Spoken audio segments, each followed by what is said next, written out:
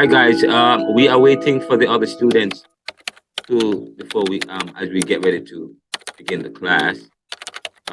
We only have 5 students. We're waiting on the others. But I have a very interesting class for you today. Today we will talk about. We're gonna cut the last class. We ended just speaking generally about some general themes. We didn't get a chance to get into socio-economic context of Jamaica, the Caribbean. And today I want to get into that a little bit, talking about Jamaica, and lifting up the introduction of neoliberalism, globalization, income inequality, poverty, and business, where I laid the foundation, talking about Jamaica from the 1980s up to the present, in terms of its economic history. So we're going to get into that. And when we talk about Jamaica, some of the economic history might mirror some of what's going on in other parts of the Caribbean. But I'm going to lift up from chapter 1 of the book Neoliberalism, providing some theoretical foundation. The book Neoliberalism, Globalization, Income Inequality, Poverty, and Resistance, which was part of my thesis. My hypothesis was that neoliberal restructuring, income inequality, which is part A of the book, is entitled Neoliberal Restructuring, Income Inequality, and Poverty in Jamaica from the mid-1970s. Today I will share a little bit from that book, and the chapters I'm going to be lifting up from the introduction, chapter 3, which looks at the socio-economic context of Jamaica. We're going to also be talking about a little bit about Garveyism and Caribbean Island, which was the last time, but we never got the chance. We never got the chance to get into it. But that will be my lecture presentation for today. I will lift up some themes and the discussions from the introduction and chapter on Garveyism and the chapter on Caribbean Island. We're not going to have time to look at some other stuff that I want to explore today, which there is some articles. If you go to Jacobin, and I think I asked, I had asked Chantel to send it to you guys, a link to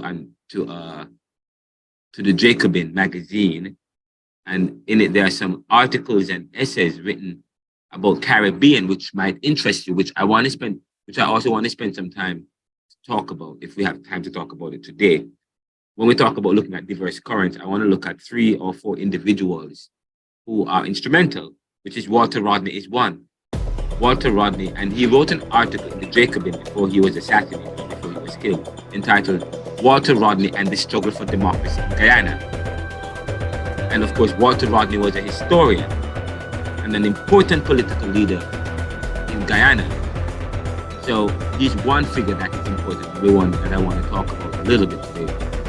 And I also want to talk a little bit about Grenada's revolution, which should never be forgotten, which was written by Ronan Birkshaw in 2019 and published in Jacobin. There's also a story an essay entitled In the Era of Decolonization, West Indies Cricketers Refuse to Grovel, a story written by Megan Day, 2021, which looks at cricket and how cricket was. When you want to study Caribbean society, you look at our music, you look at our sports, and you look at how the music and the sports has transformed from the 1960s to now, from the 1970s to now, which would suggest the kind of growth and the kind of development Jamaica or the Caribbean has had in terms of its socioeconomics or its racial makeup and so on and so forth. Because cricket was dominated by there was one time, if you're black, you couldn't be captain of the West Indies cricket team, or if you're too dark. But so we want to talk about. I want to share some of Megan Day's article looking at the era of decolonization. West Indies cricket refused to grovel. There is also another essay that I want to share is called C.L.R James and the Black Jacobins of Haiti. That's one. And of course, finally, Bob Marley's peace gesture supported radical change in Jamaica, talking about an iconic 19. And there is a story written by Brian Meeks, he's Jamaican, 2021, June 30, 2021, showing a picture of Bob Marley, and beside Bob Marley, sandwiched by Bob Marley, JLP Edward Siaga, PNP's Michael Manley. And they talk about that image. What is that image? And if you the film Who Shot the Sheriff, which I won't play in today's class, but the next class we will show the film Who Shot the Sheriff, and then probably we'll talk about Bob Marley's peace initiative, peace gesture, which supported radical change in Jamaica. I think, and that's where we were. There's another article written in 2022 by Paul Prescott entitled How C.L.R James Helped in the Racial Hierarchy of West Indies Cricket. And I just mentioned that, racial hierarchy. So there are two articles that speaks to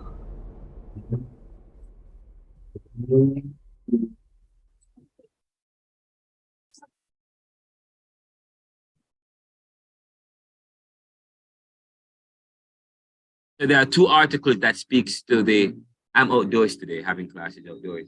I am outdoors, and you get to see the background, but I'm outdoors today. But you get to understand those two articles there are two articles about cricket. One written by Paul Prescott that speaks to how C.L.R James helped end the racial hierarchy of West Indies cricket. And anything else that I want to share, I think that's about it. And that would be about it. Now, I was speaking with Chantel earlier, and Chantel spoke with me about, oops, did I pause something? Chantel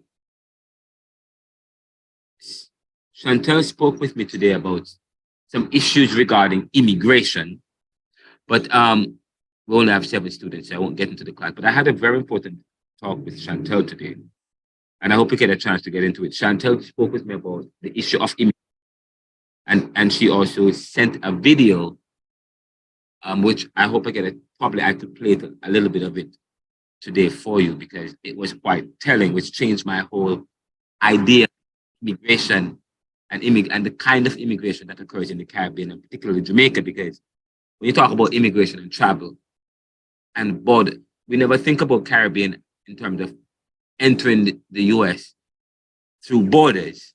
And by borders, I mean through land. It was always by sea or by air. But today we're hearing, I mean, of course, there is this Mexico. Mexico is an interesting, we're hearing that Jamaicans are now crossing the border. Probably it's been happening for a while, I'm not sure, via the Mexican border. But that was quite an interesting story, which I hope I get a chance to probably talk about immigration and how Jamaicans and Caribbean people are immigrating, and the fact and the kind of pushback Jamaicans are having. I understand that many Jamaicans are banned from traveling to other countries that shares border with Mexico, or just back that the usual route that they come into through Mexico. That's an interesting mix here that we could probably discuss. So I will wait for probably 10 more minutes, and then we will begin at 7:30. Hopefully that by then we will have all the students. I don't like to start the class until we have at least 15 students, 14 to 15, so that we start the course. So give us a couple minutes, and if there's anything you want to share as it relates to what's going on in Jamaica, we can lift that up today. Okay, give us a few minutes. We will begin momentarily. Okay, sir.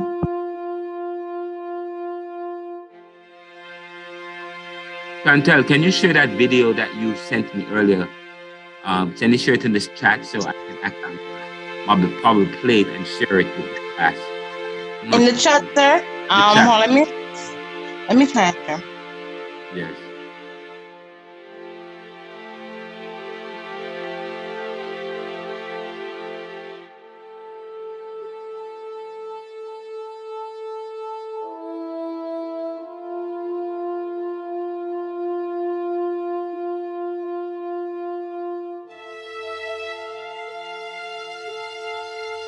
That'd be great. It was quite a that was a powerful, that's an interesting.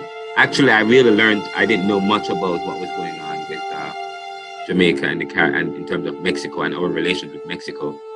But there is, that's breaking story that we're hearing. That's really breaking story. Actually, if you think about it, it's breaking story. It's a breaking story that Chantel shared with me today, which I really wanted an opportunity to jump on. So I never get a chance. Yes. Sorry, sir. It is a YouTube video, so you have to either share from your screen or yes, I'll share it from my screen then. But if you okay, let me see if I could bring it up. Share the okay. Can you share the link in the video in the chat so I'll bring it up, and once I bring it up, then it will open up. Let me see if I can bring it. Okay, sir, I will. If you could do, let me see if I already have it here. You sent it in an email or by WhatsApp, but I don't have WhatsApp on this device. I sent in an email as well, sir. Oh, you did. Okay, let me check the email. Come on. Let's go to the inbox.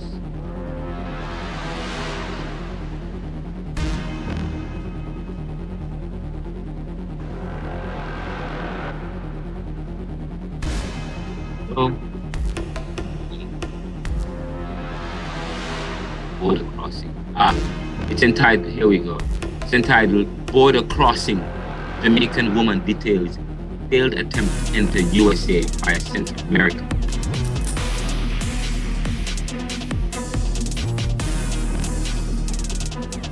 Actually 3 minutes. It is in the chat as well, sir. Oh, great. Let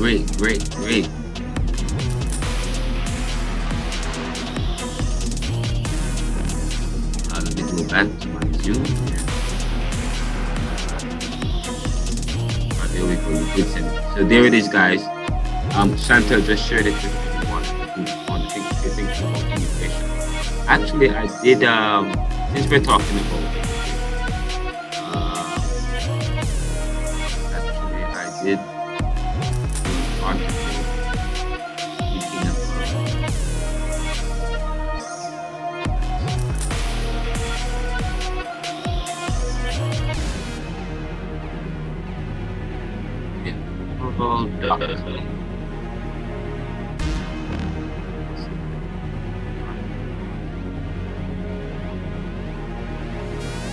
So I'm going to play it for you guys in a second, but let me see if I could find that article on immigration.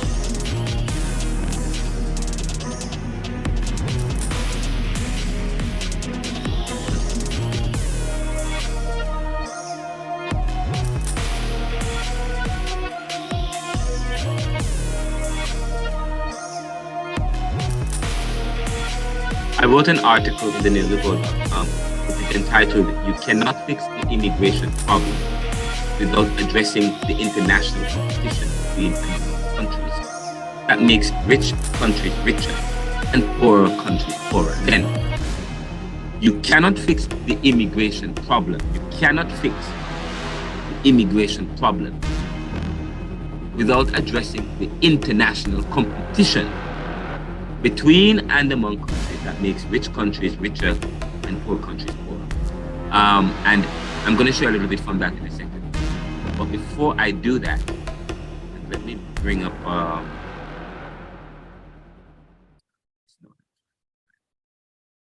Where is the Zoom window? Let me go to share screen, right? Oh no, that's not what I was trying to do.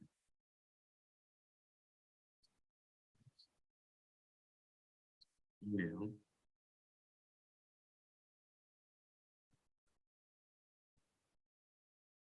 Then go back to this.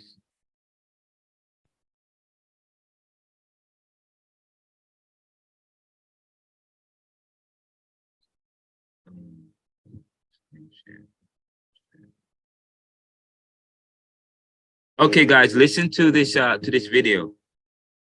That Chantal shared this with me earlier, and I thought it was very important. And I would love for Chantel to also probably spend some time to lead the discussions around this a little bit. This is very important. And I'm going to also talk about the issue of immigration, which is not what we're going to be talking about fully today, but it's a hot button topic. And as Caribbean, as young scholars, we not only do we want to talk about history as it informs the present and think about the future, but we also, as modern day young thinkers, we also want to contribute to academic, contribute to commentary, contribute to thinking.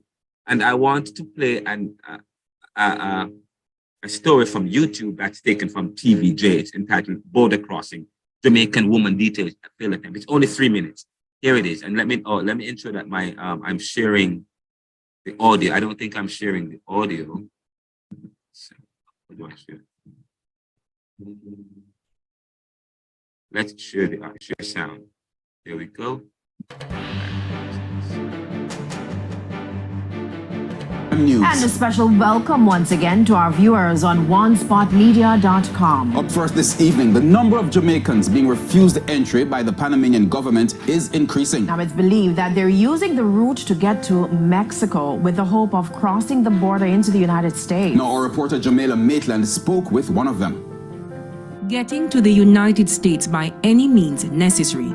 It's the story of several Jamaicans who've been using the alternative means to get to the US. It has forced the government of some Central American countries to be wary of Jamaican travelers.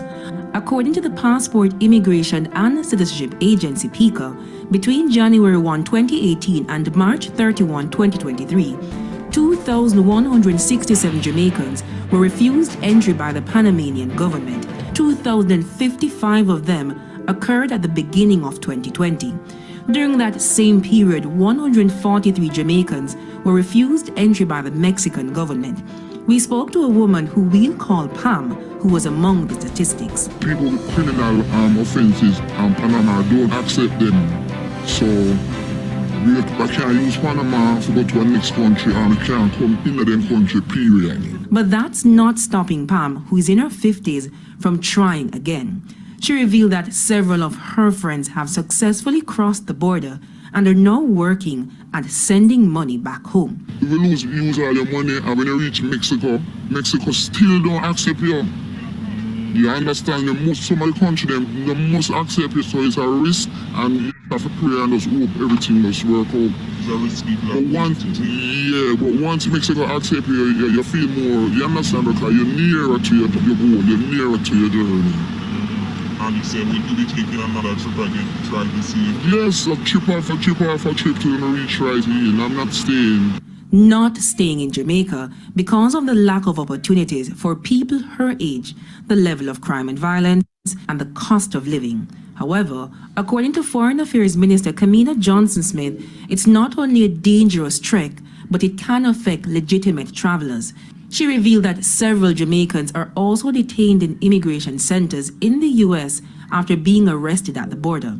Actions and decisions like this, they really do fight against the efforts of the government, and they do affect the reputation of the passport and the immigration experience of our lawful travelers. Minister Johnson-Smith listed several programs that the government has embarked on for youth. But for Pam, she explains it's not enough. Crime have a lot to do with it too. But then you have people who have a lot of kids who don't want to see them kids, you know? They want to have stuff. People want house, people want car, people want to live lavish. And you don't think you can achieve that in Jamaica? Jamaica money, the value. Jamaica money don't have any value. You have to work the whole of your life to even own something. It's hard up there too, because people are ball the same way, but I mean, it's more opportunity. It's bigger, it's wider. It's 52, 53 states. I mean, you could go anywhere and nothing happen for you. You try somewhere else. But everything better, everything. The environment, the houses, your clothes, your appearance, everything is way different to me. Jamila Maitland, TVJ News.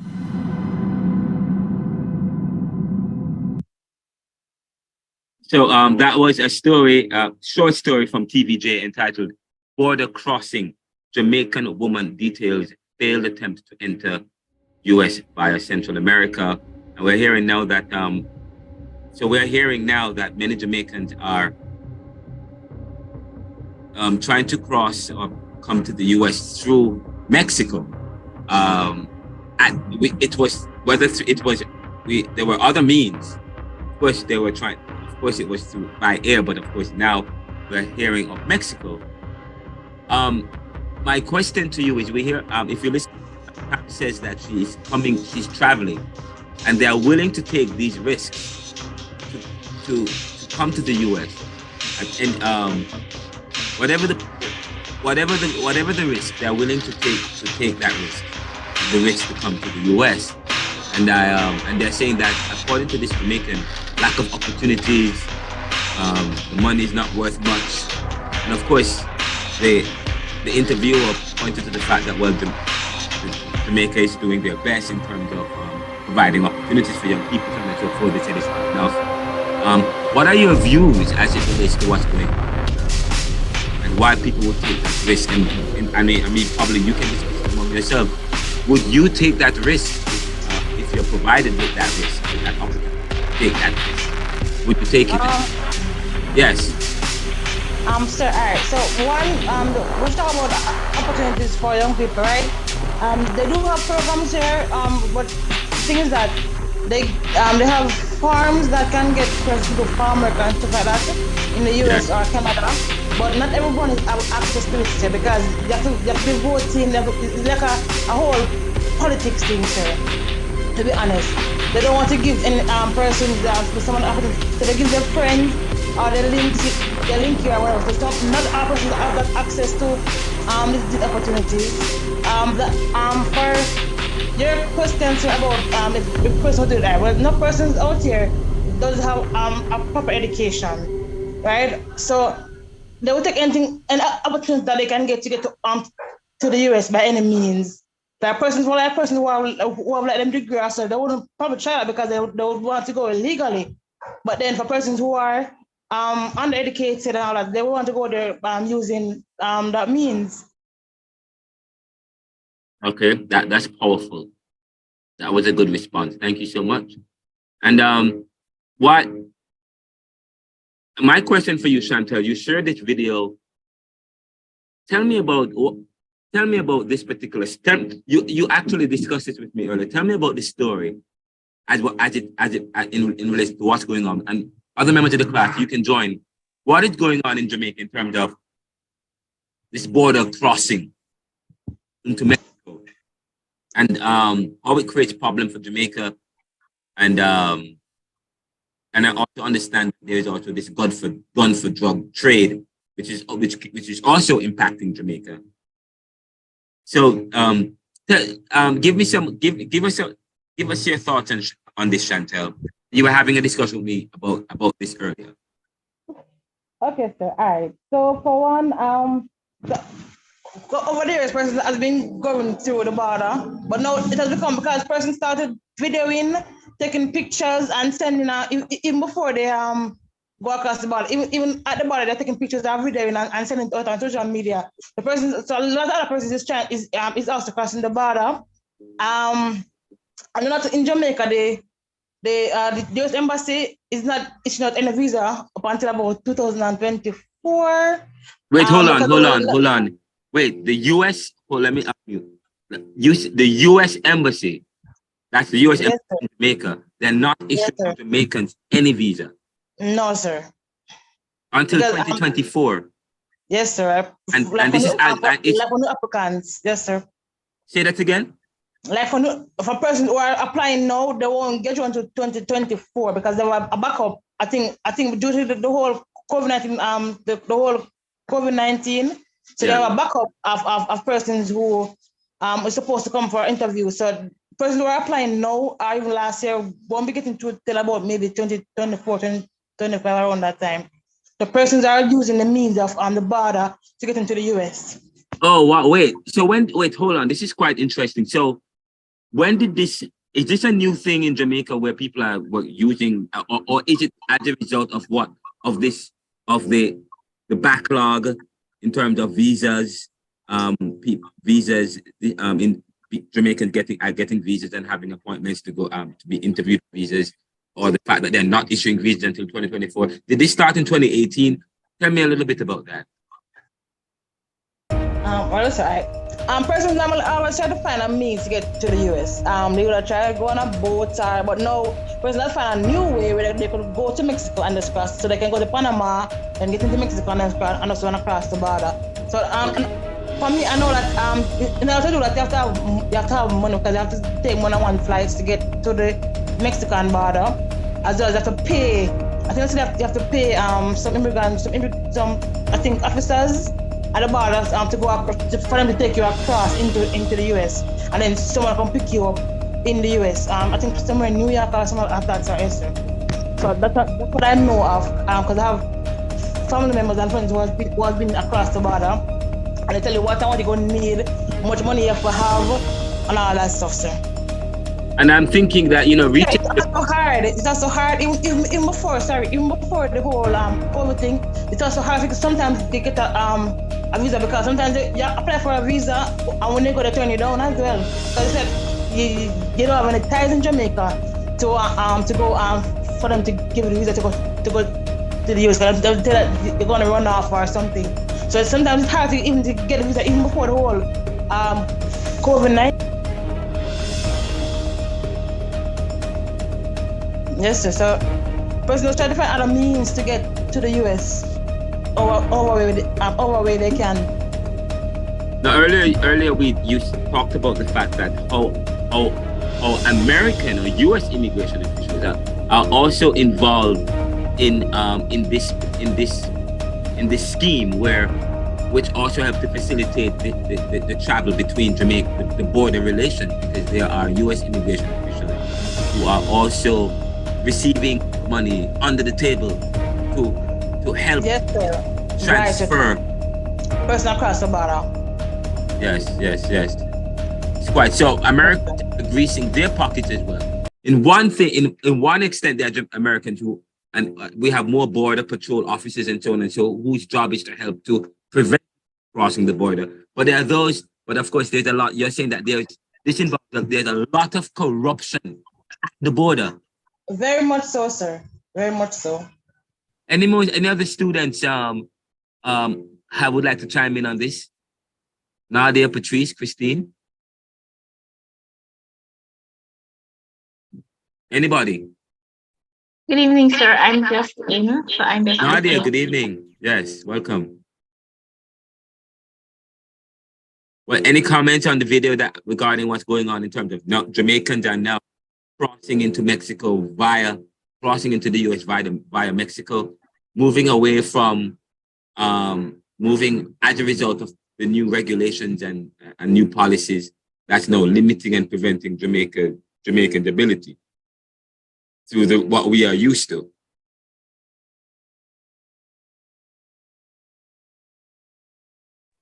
Good evening, colleagues. Good evening, sir. Christine, good evening. I must say that my knowledge of this is very limited.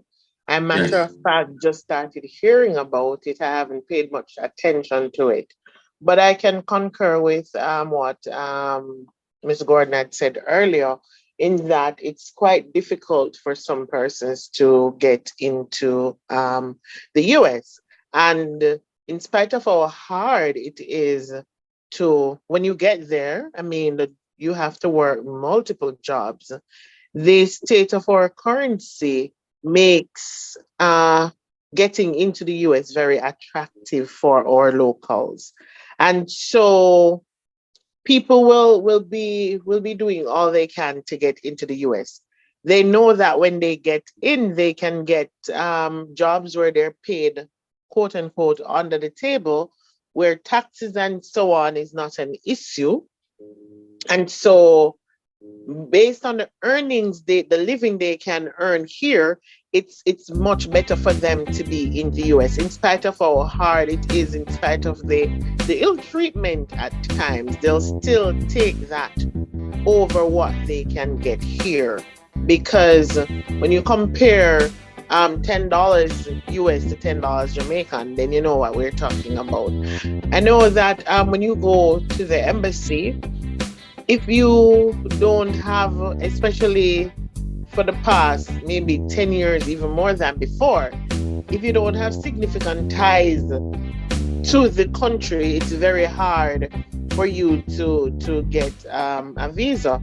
I remember going to the embassy with a friend some years ago, and I mean maybe 5 years ago, and I remember a young lady coming out and she threw herself on the ground and she was just wallowing and going on. Quite honestly though, if I were that officer, I wouldn't give her the visa either, because it was screaming that she was seeking opportunity. She was not she was very ill and unkept. Her hair wasn't combed properly. But that aside, it tells you that if you aren't looking a certain way, if you don't have, I mean, there are persons that I know that goes and that big bag of money that you need to have in your bank account is not taken into consideration at all.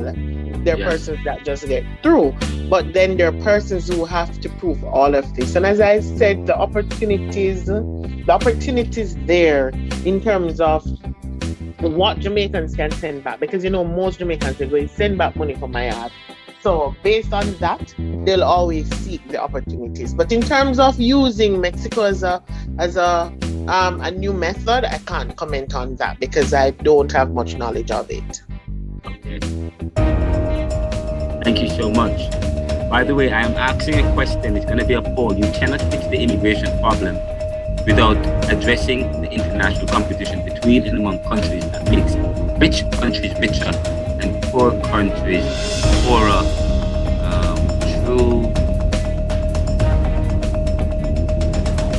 Actually, a true and false question. It's not necessarily a true and false question. It's really either you agree or actually I'm going to change it.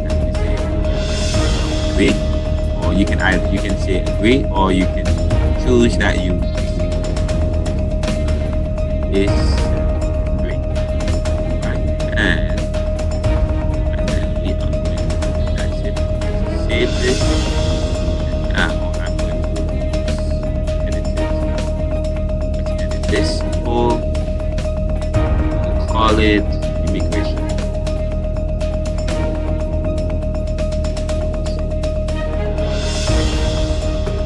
All right, I have a poll now. Only 11 students in the class. We don't have a quorum, which is not good. But I will. I usually like to start with a quorum. Okay, 20 persons in the class. 15. So I hope there will be 10 students. But hopefully they all join. But in the meantime, you can participate in the poll or in the question. You cannot fix the immigration problem without addressing the international competition between and among countries that makes rich countries richer, poor countries poorer. What am I talking about? But of course, maybe it's clear, but it's a clear-cut question. But think about it, and probably think about some opinions about it, and then we will briefly discuss in about 2 minutes, and I'll share with you an article that I wrote as it relates to immigration. We're not talking about immigration today. I was actually buying some time to just talk about some issues in the news today, especially with what Chantal Burton had shared in terms of what's going on in Jamaica. And also she talked about gun for drug trade and how Mexico and the US, there's also this gun for drug, and also how guns are coming into Jamaica through Mexico, okay? And how that's a new kind of relationship, how that creates a new relationship in terms of Mexico, and how it creates, and how one problem creates another. Close down the normal. Excuse me, sir, I am not hearing you. Are you hearing me? I can hear you clearly. Can you hear me? Okay, answer the question. I'll get my mic and I will join.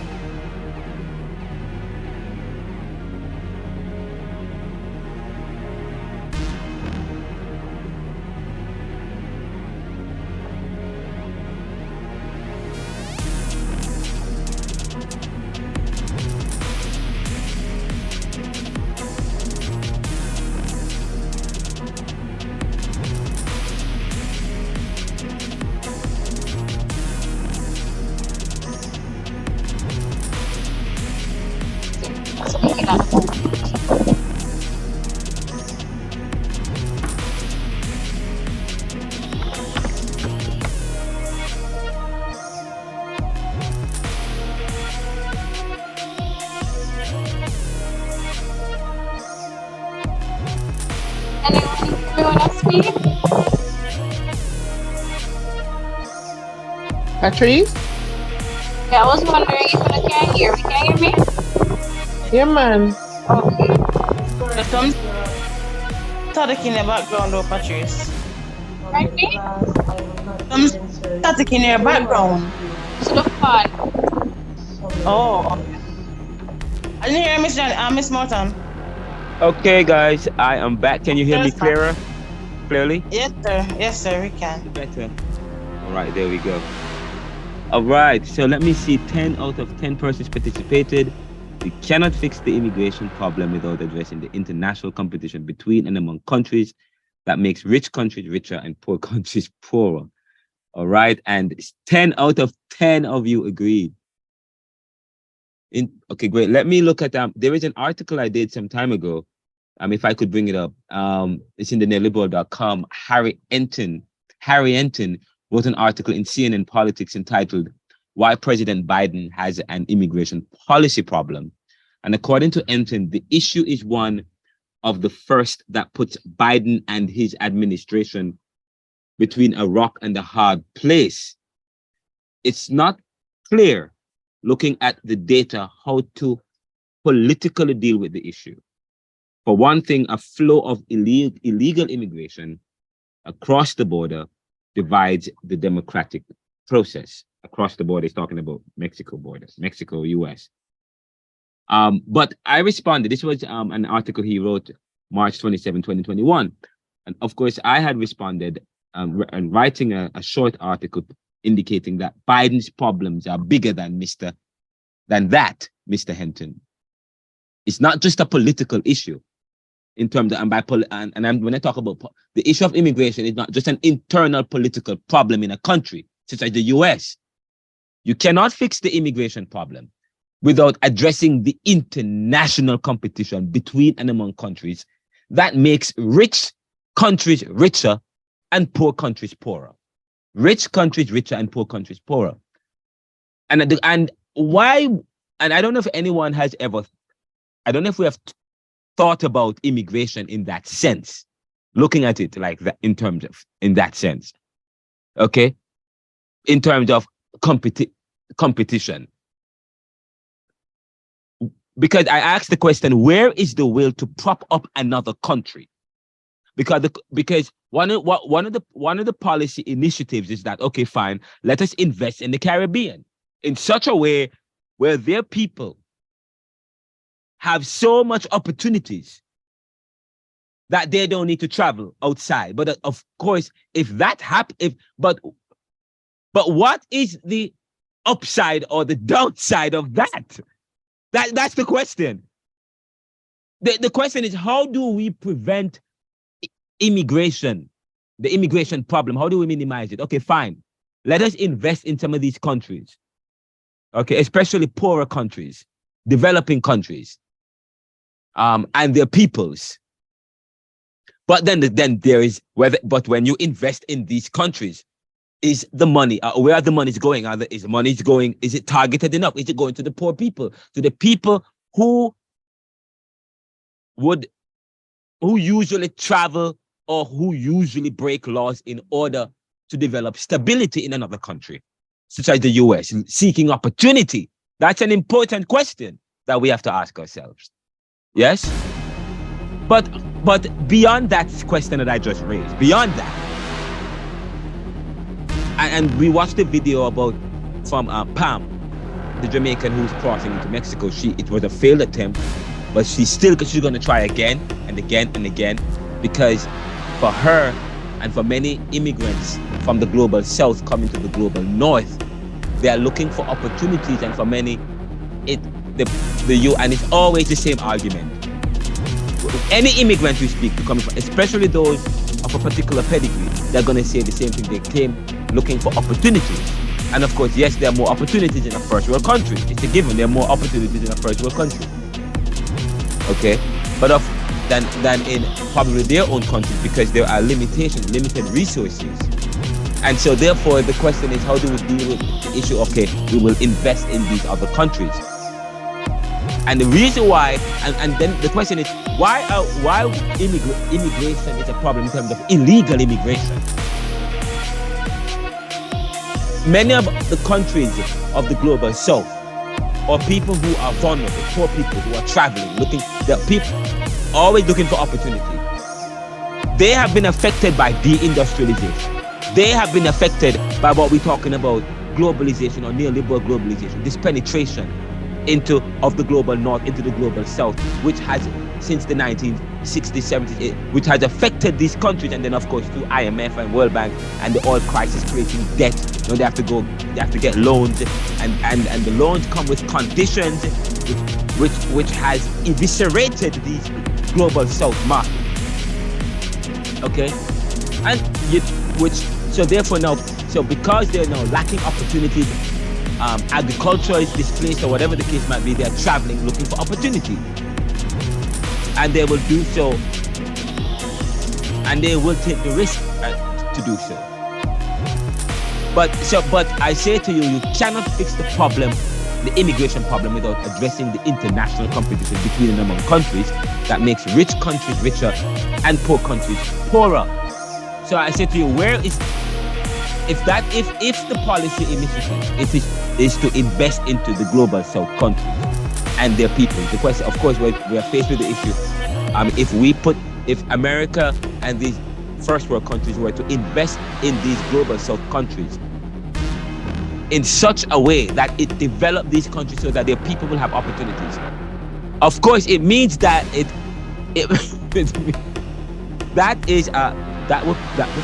would pose a problem. It means that there's more competition in the world. Can people afford that? The question is, where is the will to prop up? So the question is, where is the will to prop up another country so that their people no longer need to travel or to migrate? Where is the will to prop up another country so that that country people, the country, their people will no longer need to travel or migrate? For in effect, to do so, to make Jamaica like, say, a Singapore, whose people enjoy the benefits of high growth, export, and incomes, would then mean that Jamaica becomes a more viable and competitive economy, who will then become part of the competition. So then, this put any strategy to fix immigration by working with another country in perspective.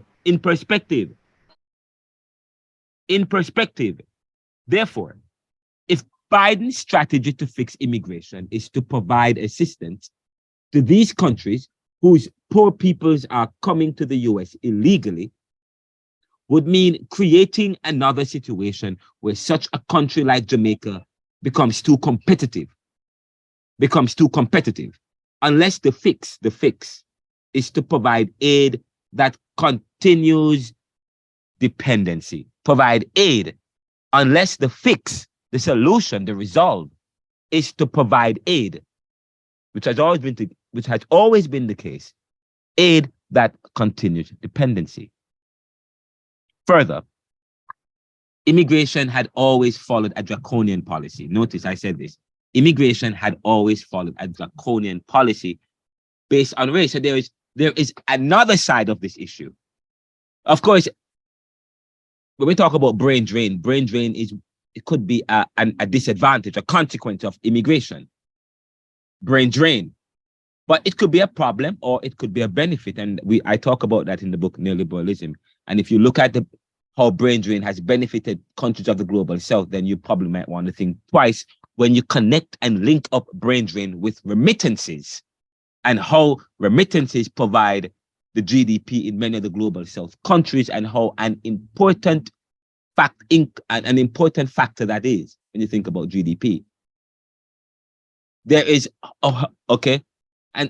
however, immigration, there's another side we have to think about.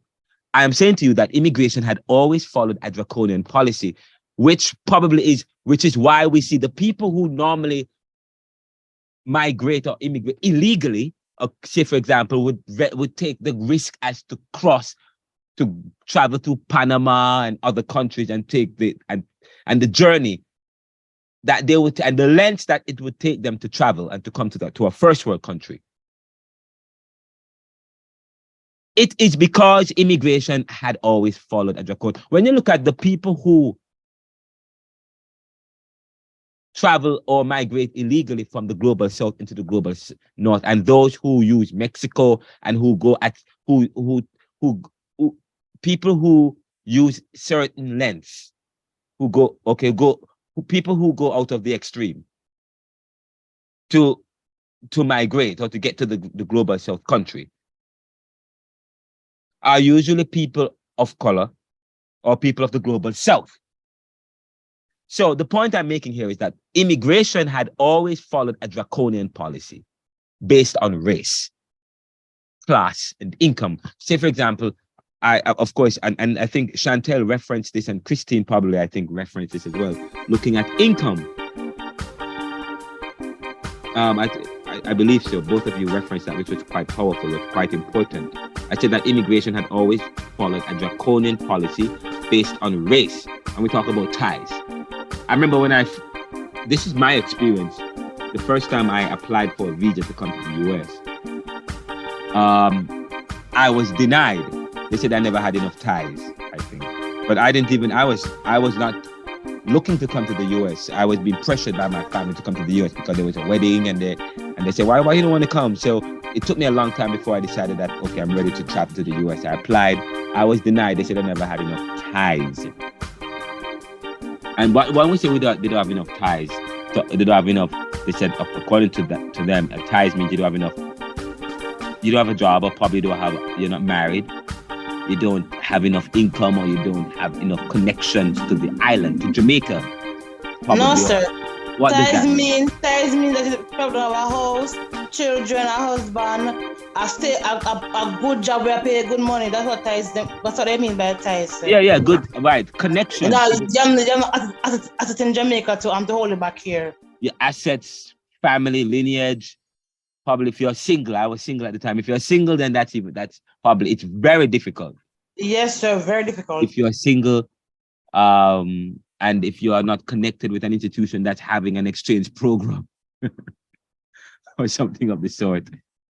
I was training to be a pastor, so that was how I initially came to the US the first time, through the United Church and the programs that they had. But the first time I applied just for visitors to to go to a wedding or something of the sort, I was denied. But that was, but they said I never had enough ties. Probably I never had a house, land, marriage, as Chantel says. But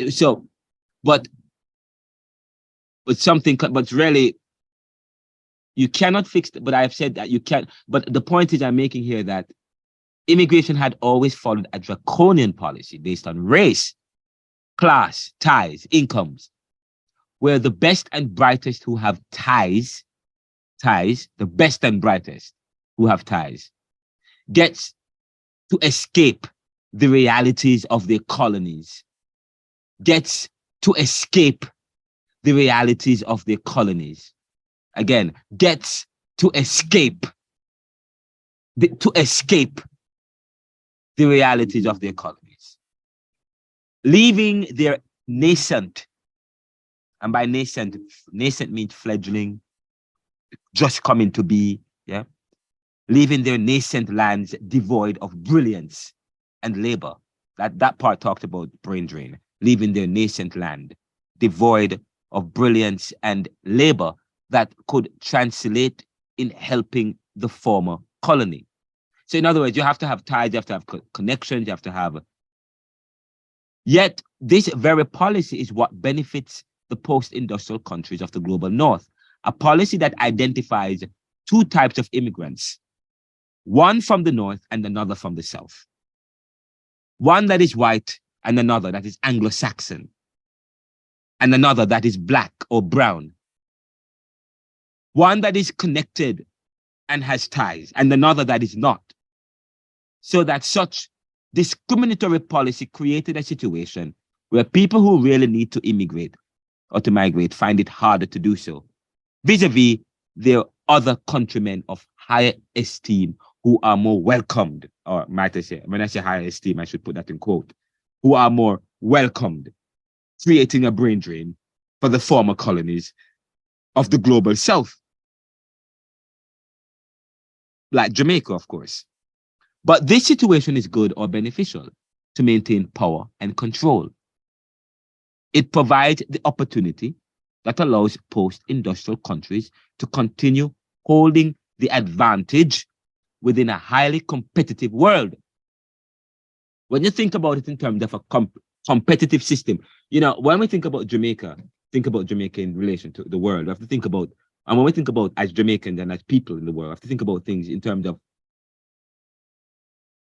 cross-border relations or country. We are living in a very competitive world.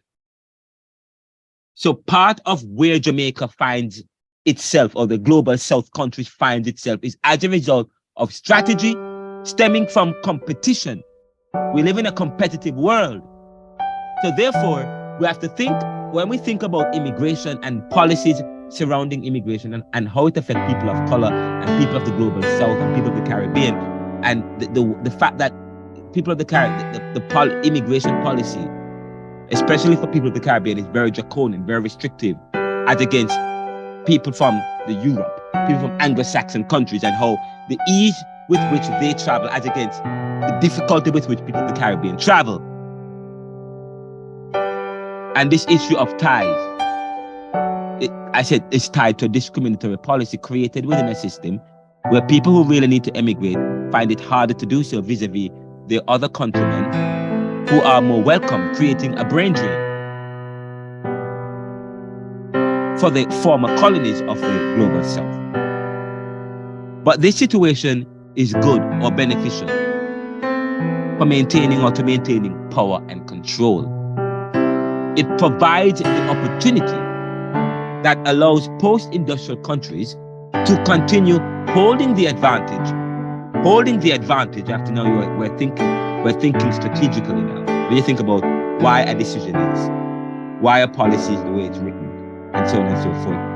You start thinking, let's think in terms of strategy. Let's think in terms of the competitive world that we are in and the advantages that some countries have and how those advantages must be maintained, and the policy initiatives that are created to maintain those initiatives, even when we think about immigration, okay? So, of course, we said it provides opportunity that allows post-industrial countries to continue holding the advantage within a highly competitive world. So my question is, the global South countries, we have to think like how China is thinking, think like how Singapore is. Say, for example, China, and I wrote an article, which I will share with you. I will share it in the class today, last week, Friday, talking about, and I will talk about it for, we're going to take a break in a couple of minutes, and when we come back, I'm going to talk about the world of AI, artificial intelligence, and China. And I wrote an article about who rules the world, and it's in the Jamaican Gleaner as letter of the day. I don't know if I'm going to have time to read that, because as we think about where we are in the world and what's happening in the world. By the way, how much cryptocurrency is Jamaica invested? Do we have any crypto? Are we invested in cryptocurrency? Does the Jamaican government or the Caribbean government, do we have money in crypto? Have we invested in crypto, and how much did we lose? I haven't heard. And can I tell you, Jamaica did invest heavily in crypto, but is there any news circulating about what's going on with Jamaica and crypto today? What's going on with that? But let's continue with the discussion. We have to think in terms of strategy. We have to think in terms of competition. We cannot be too heavily dependent on aid, heavily dependent on another country, because we also have to think in terms of competition. And where we find ourselves, we talk about the black position. And I said to you in the new book that I'm writing, which is almost finished, it's being peer reviewed, entitled Neoliberal Globalization Reconsidered, Neo-Capitalism and the Death of Nations, which is a play upon words called PON. PON is a play upon words. Notice Neo-Capitalism and the Death of Nations. Adam Smith wrote the book Capitalism and the Wealth of Nations, talking about capitalism and how American society and capitalist society came to be, and how development came to be, okay, which was and so on and so forth. So when I talked about neo-capitalism and the death of nations, secularism, bureaucracy, and so on and so forth. Caribbean people have to think in terms of strategy, have to think in terms of competition. We talk about the black position. The black position is where we find ourselves and where we constantly shoot ourselves in the foot. But the black position is a position where you find ourselves. And I said it in the book, it is as if people of color have lost the race of time.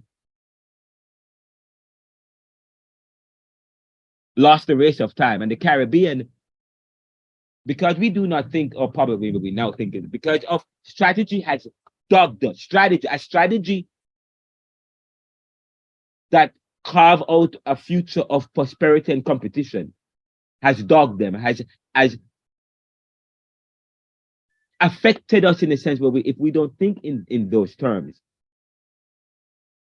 And of course, we believe in the good fortunes of people who provide aid. We believe in that the other people, they are good Samaritans. They are good Samaritans of another pedigree who also want to maintain an advantage in the world. We live in a competitive world. So we have to think competitively. Anyways, but beyond that, the point I'm making here is that it provides the opportunity that allows post-industrial countries the discriminatory practice. It provides an opportunity that allows post-industrial countries to continue holding the advantage within a highly competitive world. And I ask the question, why shouldn't the consequence of brain drain be an effective strategy for any country to hold an advantage? Why shouldn't the consequence of brain drain be an effective strategy for any country to hold an advantage? When the best minds leave a country for another, it weakens one country and strengthens the other, who gain the brain. Therefore, immigration is not an easy fix.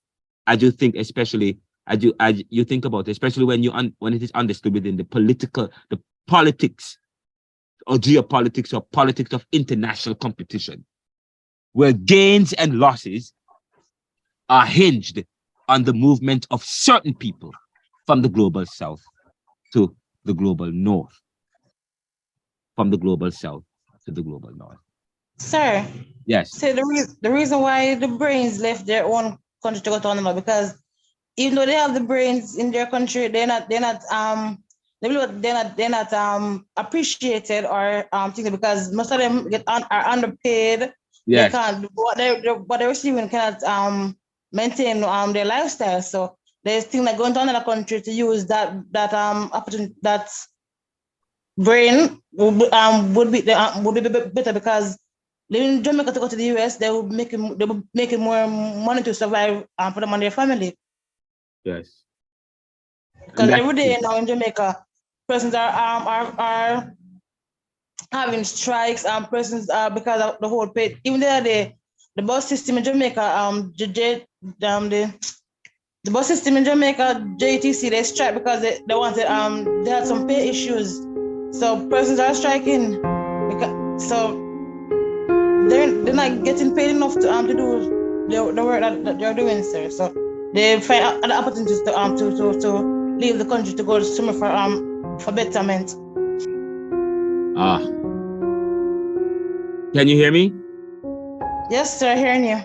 Okay, and that's a good point. Any more point? That's a great point. They'll leave it, but is this? I talk about, we're going to talk some more about this, but we're going to take a break. When we come back, we're going to talk about artificial intelligence, cryptocurrency, and where Jamaica and the Caribbean falls in that, guys. So let's take a break. Think about it for a minute. We'll be right back. Okay, guys? Think about where the Caribbean and countries of the global south and people of color, when we come back for this class, okay? We will get into it a little bit. All right?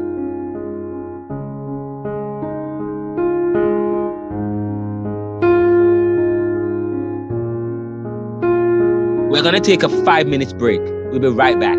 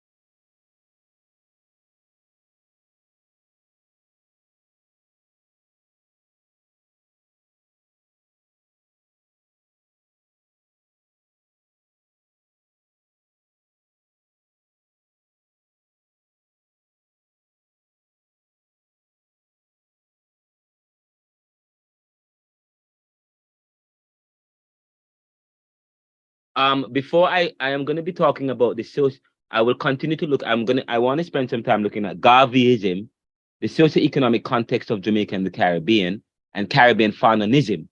But before I do that, I want to just, as I said to you, part of this class is also looking at what's going on in the world today and responding to it.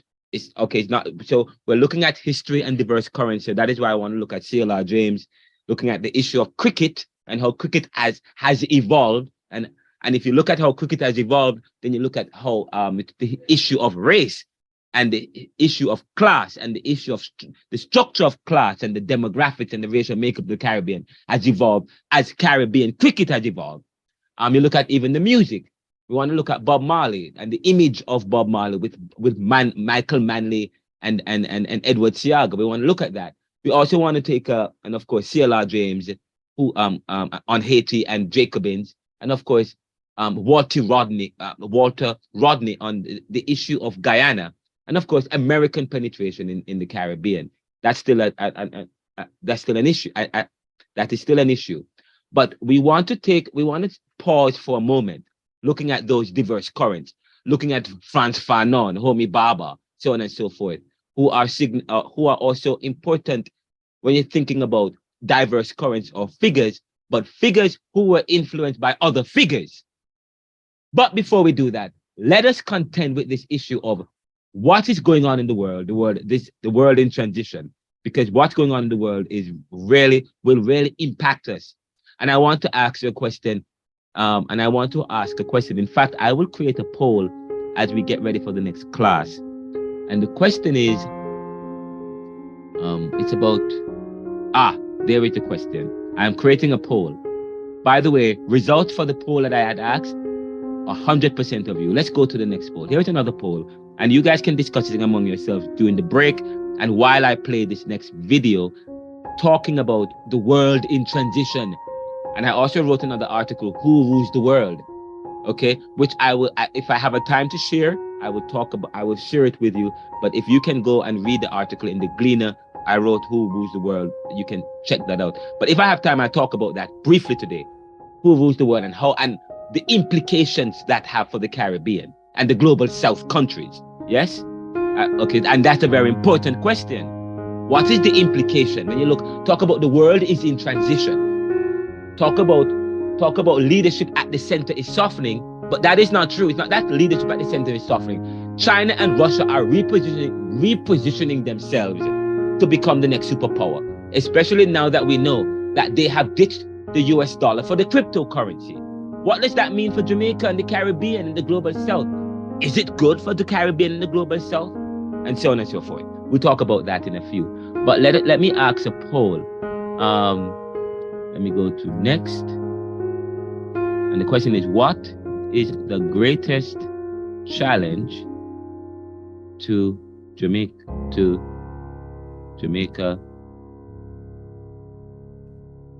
the Caribbean? Jamaica and the Caribbean. Choice 1, AI. Choice 2, China and Russia. Let's add another choice. Choice 3, crypto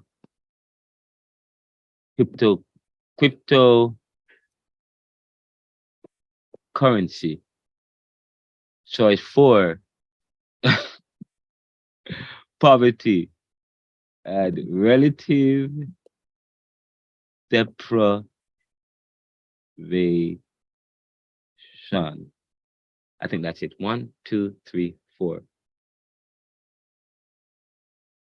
Not sure. Oh. Other. Oh, you know what? I should add another one. I should add one called secularism without inspiration. There we go. Okay, guys, I have a poll for you. And the question is, what is the greatest challenge? Or the greatest challenge? What is the greatest threat to Jamaica and the Caribbean? What's the greatest threat to, well, it's really the greatest threat to humanity. The greatest threat to humanity. But since we're in Caribbean thought class, let me make it more relevant. What is the greatest threat, the greatest challenge to Jamaica and the Caribbean? Is it A, artificial intelligence, B, China and Russia, C, cryptocurrency, B, poverty and relative deprivation, blah, blah, blah, so on and so forth. And I am going to, okay, the title of this poll is Greatest Threat to Humanity. And then let's save this. And I am about to publish the poll, guys.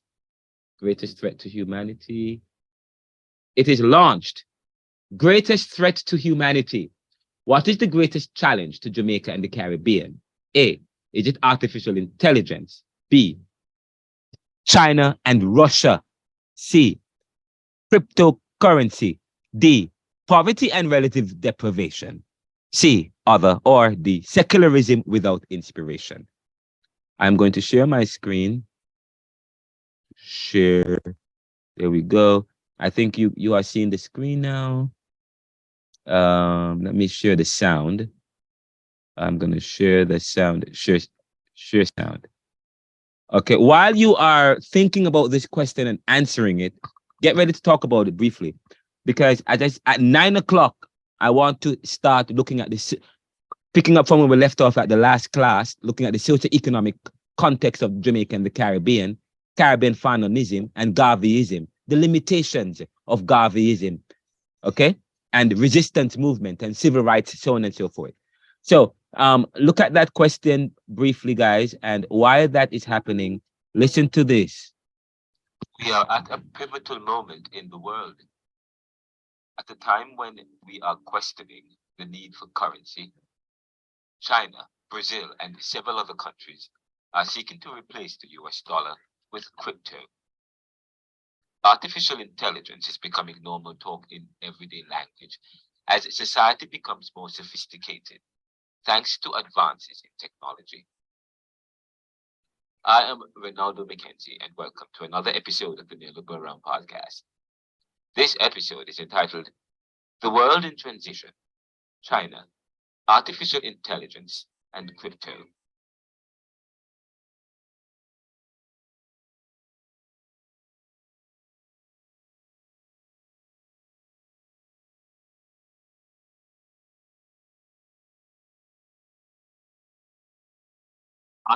Are you guys hearing the video?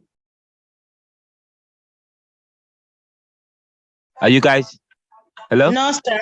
I am playing a YouTube. Can you see my screen? Yes, sir. But you're not hearing. Are you hearing the? Are you hearing it?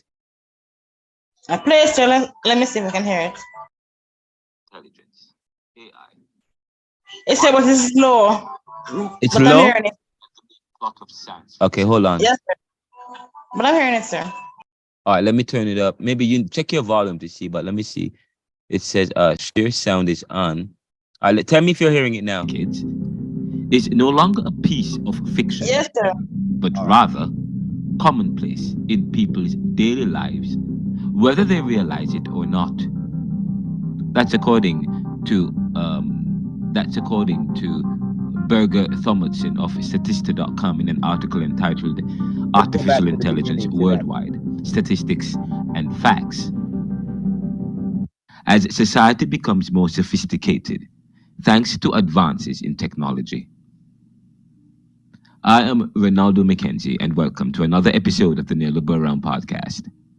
This episode is entitled The World in Transition, China, Artificial Intelligence, and Crypto.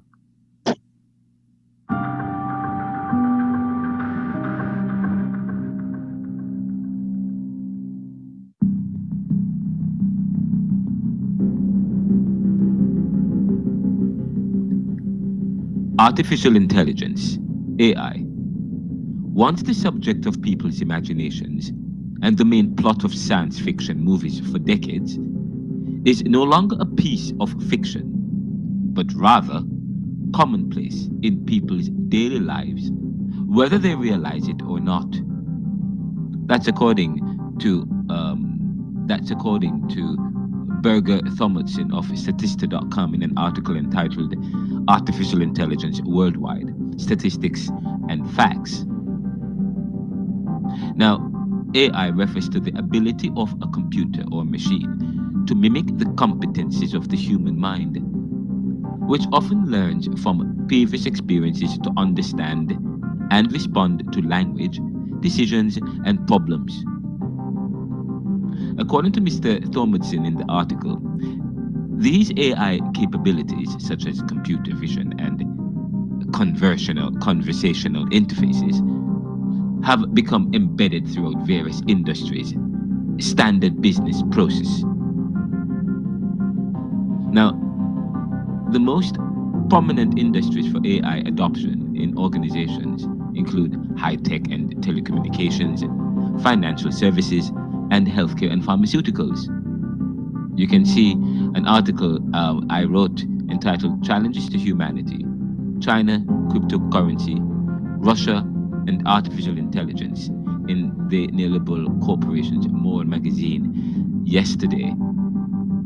Now, a major part of real-world AI has to be solved to make unsupervised, generalized, full self-driving work, as the entire road system is designed for biological neural nets with optical images. Now, that's according to a tweet from Musk University on Twitter.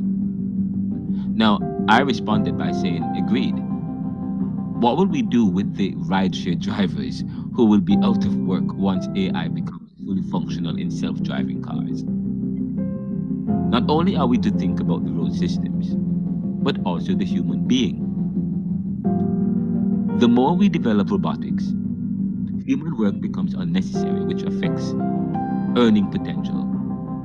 Unless we come up with another mechanism to base earnings, or we will live in a welfare consumer world. Elon Musk responded saying, and Tesla is getting it done. He was actually responding to Mr. Musk University, not to what I had said. Now, in response to Mr. Musk, I said, but who is working on the human and the loss of work? Who is working on revolutionizing human compensation that is tied to productivity and activity, which will become redundant to machines? For every skill or job, AI will eventually replace. So what's next and what gives?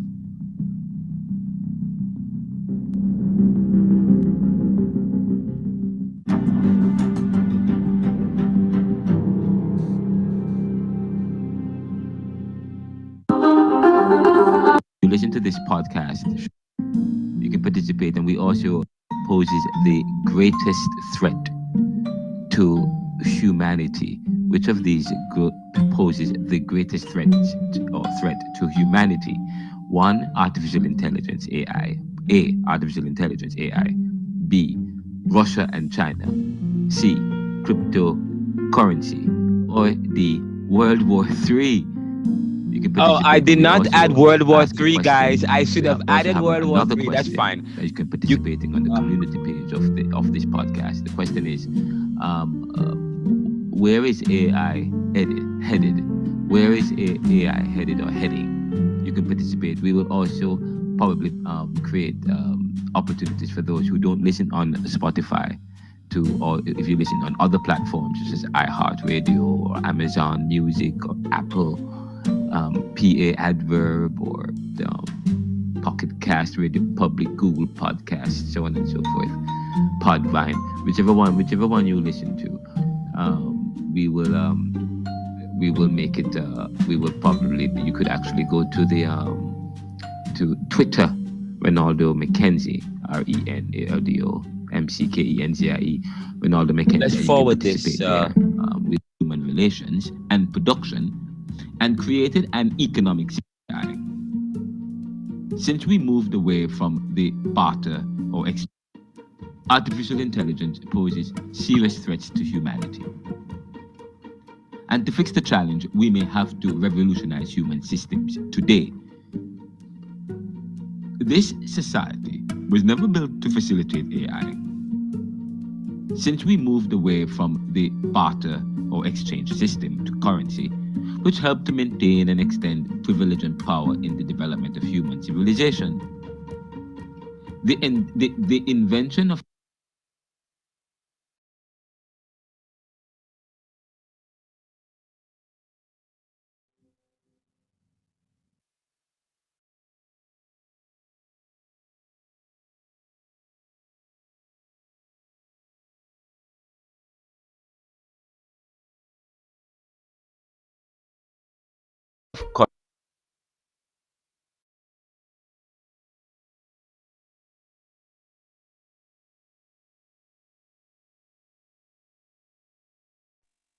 Say pause if you're not hearing it. currency was revolutionary in the development of human civilization. Barter or exchange system to currency, which helped to maintain, was never built to facilitate AI. Today, this society was never built to facilitate AI. Since we moved away from the barter or exchange system to currency, which helped to maintain and extend privilege and power in the development of human civilization. The invention of currency was revolutionary, as it completely replaced the dynamic of human relations and production and created an economic system of value that resolved unfair exchanges in the barter system. Moreover, the need for a currency system in its conception was necessary to facilitate a rapidly expanding world that was developing sophistication and science in work, leading to the various revolutions, agrarian, industrial. As the world sped towards becoming industrial, moving from agrarian to the industrial, so on and so forth, currency may have been proven useful. But with the explosion of technology and its capabilities through AI, we are faced with another problem. How does the working class obtain it without the possibility of work?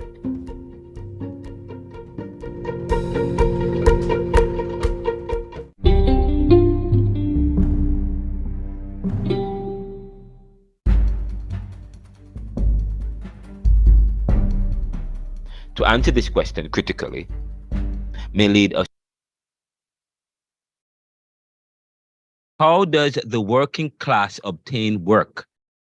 How does the working class obtain work without the possibility of work?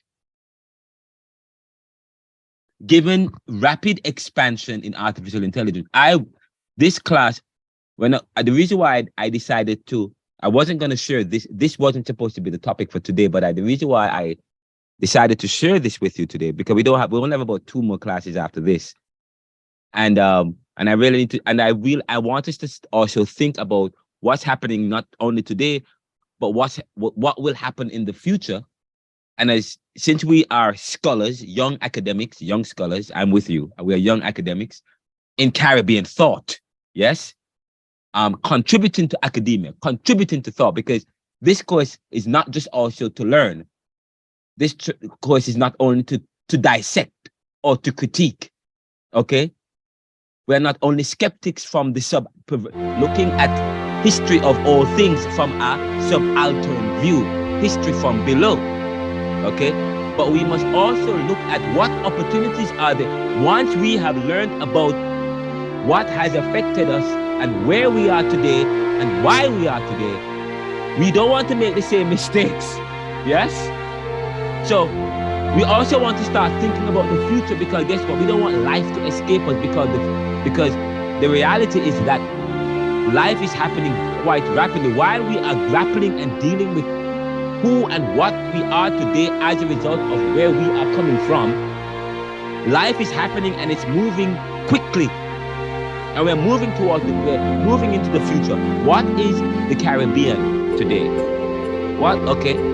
And it's diaspora or people of color. When we talk about in terms of machines and technology, I wrote an article, my first article that I ever wrote, which was in the Jamaica Guyana. And it was about, no, actually it was my second article. The first article dealt with an issue of ethics. The second article that I ever wrote in the Jamaica Green as a letter of the day. I said in the letter, and I rewrote that into an updated document, saying that the key is science and technology. Science and technology. But can I tell you, I think I'm going to change that. I'm going to update it. And actually, I did an article recently talking about love, talking about what there is no marriage between secularism and inspiration. Talked about that a little bit. But anyways, but as people, we have to, what opportunities are there for us to reinvent ourselves? We have to always think constructively. When we critique, I said, I'm always saying to us, we have to think about it in a constructive way. Constructively, when we critique, we also must explore opportunities to make the thing better. Okay, so we have to also start thinking about artificial intelligence, where we are in terms of the shift, the changing dominance in the world as China and Russia reposition themselves. What does that mean for the Caribbean? What we know that China has been investing heavily in middle and developing countries over the past 10, 20 years. And I know that Jamaica and the Caribbean is part of that investment and has been benefiting significantly from Chinese investment. And of course, we talk about the US. US has also been saying that Russia and China and these other countries have been, in a sense, trying to attack not only the US, but US allies. Is Jamaica a US ally? What does that look like? What does that mean? The Caribbean. Okay, those are very important questions that we have to consider for this class and for ourselves as people. Let us continue. So the question is, as we think about immigration now, and we just talked about immigration, and as we talk and we listen to Pam's story, and we listen to Chantel's contribution to the class today, as she introduced a topic dealing with what's going on in terms of Mexico, US border, and how Jamaica and the Caribbean is part of that, okay? Part of that experience. Because now, because of the pressure, because of the policy, the immigration policy since 2018 and the difficult, and Jamaica, it has always been difficult for people of color and people of the global south to travel to first world countries, okay? There has always been a policy that makes it very difficult for poor people and people of certain pedigree to travel to first world countries. Of course, because they're saying, well, we have our own problems, and so that has always been the case. But then there's always a pushback on that when immigration, when people from other countries, especially from the global south, they come with an attitude to work, and so on and so forth. But outside of that, as we think about people are now traveling for opportunity, traveling to be paid, traveling, the issue, but I say to you, the currency poses a problem for humanity. The day when we invented currency was the death of humanity. Because as I said, as you will hear in the article, I make that argument. But people are traveling for opportunity. But of course, we find that we're hearing that the US dollar is weakening. How will that affect Jamaica and the Caribbean? The fact that China and Russia and other countries is ditching the crypto, the US for the crypto. What does that mean in terms of currency and valuations, and how will that change the dynamic and the talk, and how are we repositioning ourselves to take advantage of the changing and so on, the changes that seem to be occurring in the world? But okay, so those are some questions that I'm throwing out to you to just start thinking about in your own lives and as academics. Okay, let's continue with the discussions here. We will wrap up this particular video in about 10 minutes. To several probabilities that are not possible. Several probabilities.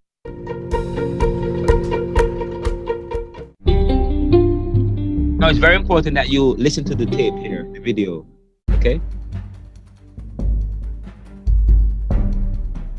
To answer this question critically may lead us to several probabilities that are not possible. Several probabilities that are not possible. And that this is a deep point. Listen to what I'm saying here. Listen to the point I'm saying here. I said The need for a currency system in its conception was necessary to facilitate a rapidly expanding world that was developing sophistication and science in work, leading to the various revolutions, agrarian and industrial. As the world sped towards becoming industrial, moving from the agrarian to the industrial, currency may have been proven useful, but with the explosion of technology and its capabilities through AI, we are faced with another problem. How does the working class obtain money, currency, without the possibility of work? And I said to answer this question critically may lead us to several probabilities that are not possible.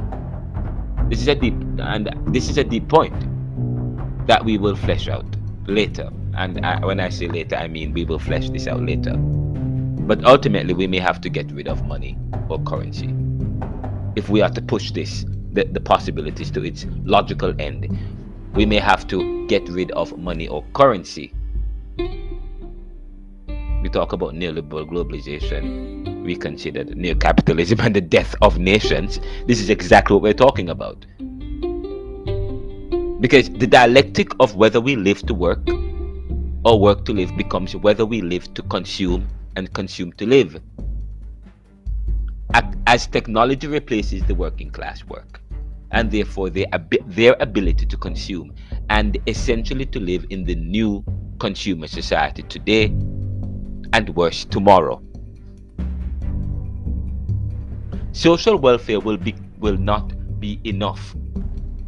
We won't have enough work for the working class, especially with population growth and explosion and limited resources. We talk about economics, study how to distribute limited resources that are limited amongst wants and needs that are unlimited.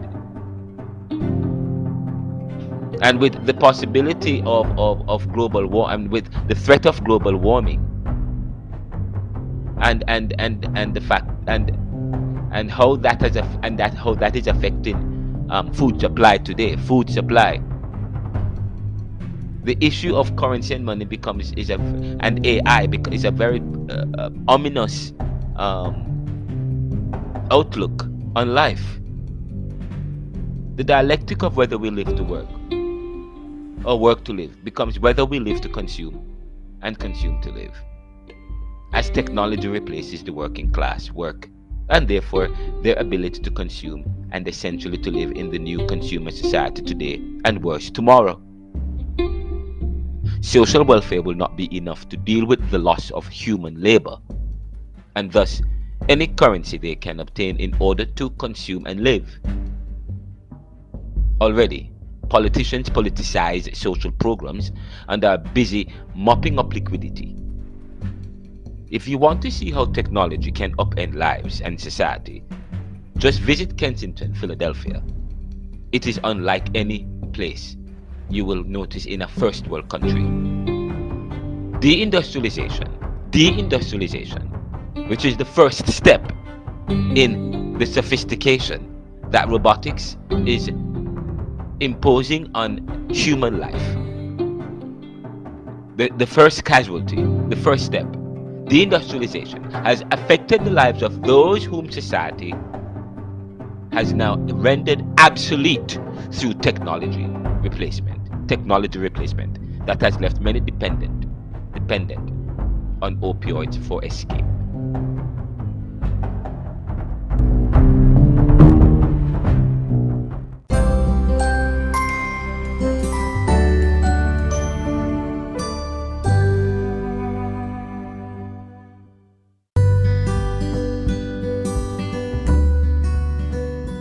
Further, China, Brazil, and several other countries today are ditching the US dollar for cryptocurrency. That was always the plan though, but the US caught wind of it and made a wise chess move to dismantle Bitcoin, which was investing in crypto, and Silicon Valley Bank. And Silicon Valley Bank collapsed as the Chinese and the US rivals were investing in crypto and through social media promoted crypto. Now, many Americans New investors with no sound knowledge of geopolitics and Wall Street started using their stimulus money and hard-earned savings to invest in crypto and Bitcoin. Crypto was booming. The Chinese, Brazil, Russia, India, and some other countries were hoping to weaken the US by replacing the demand and dominance of the US dollar, and was even getting the support of people in the US. Little did they know how crypto was the currency that was supposed to upend the US dollar as the main and a major exchange currency, the major exchanged currency in the world. But the US acted, mopping up liquidity, cutting social programs, slowing aid, etc., limiting Americans with excess cash to invest in crypto and forcing them back to work after COVID. Bitcoin and crypto collapsed and several businesses were called before the US Capitol. Many investment businesses closed and the currency plunged. Yet China, Brazil, and others are still proposing a move to replace the US dollar as their main exchange for the crypto. Furthermore, China has been, which may be a foolhardy position, but furthermore, China has been lending monies to not just low-income countries, but middle-income countries such as Argentina, Turkey, and so on. Now, it is hard to imagine that borrower countries may now have to use the cryptocurrency to repay these loans and to trade with China and other currencies, ditching the US dollar. However, the US dollar remains the strongest, most backed and reputable currency in the world. Nevertheless, at a time when we are questioning the need for currency, China, Brazil, and several other countries are seeking to replace the US dollar with crypto.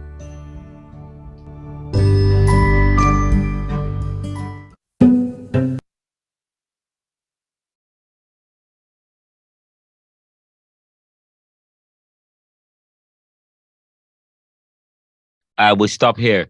I will stop the video. You can watch that, the rest of it, because the rest of it provides more data about artificial intelligence and what's going on with artificial intelligence in the world. You can listen to that or read it in the Neoliberal or McKenzie.com, whatever the case might be. But notice I talk about a dialectic. The dialectic of whether we live to work or work to live changes to whether we consume to live or live to consume as we become a consumer society.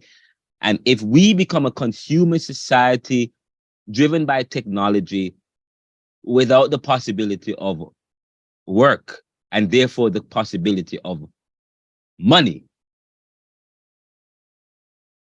then the question is, how will people live then? Will we now become if we are a consumer society, then how are we going to become a welfare society? But then one of the stages of development in a capitalist society or capitalist economy is, of course, welfare.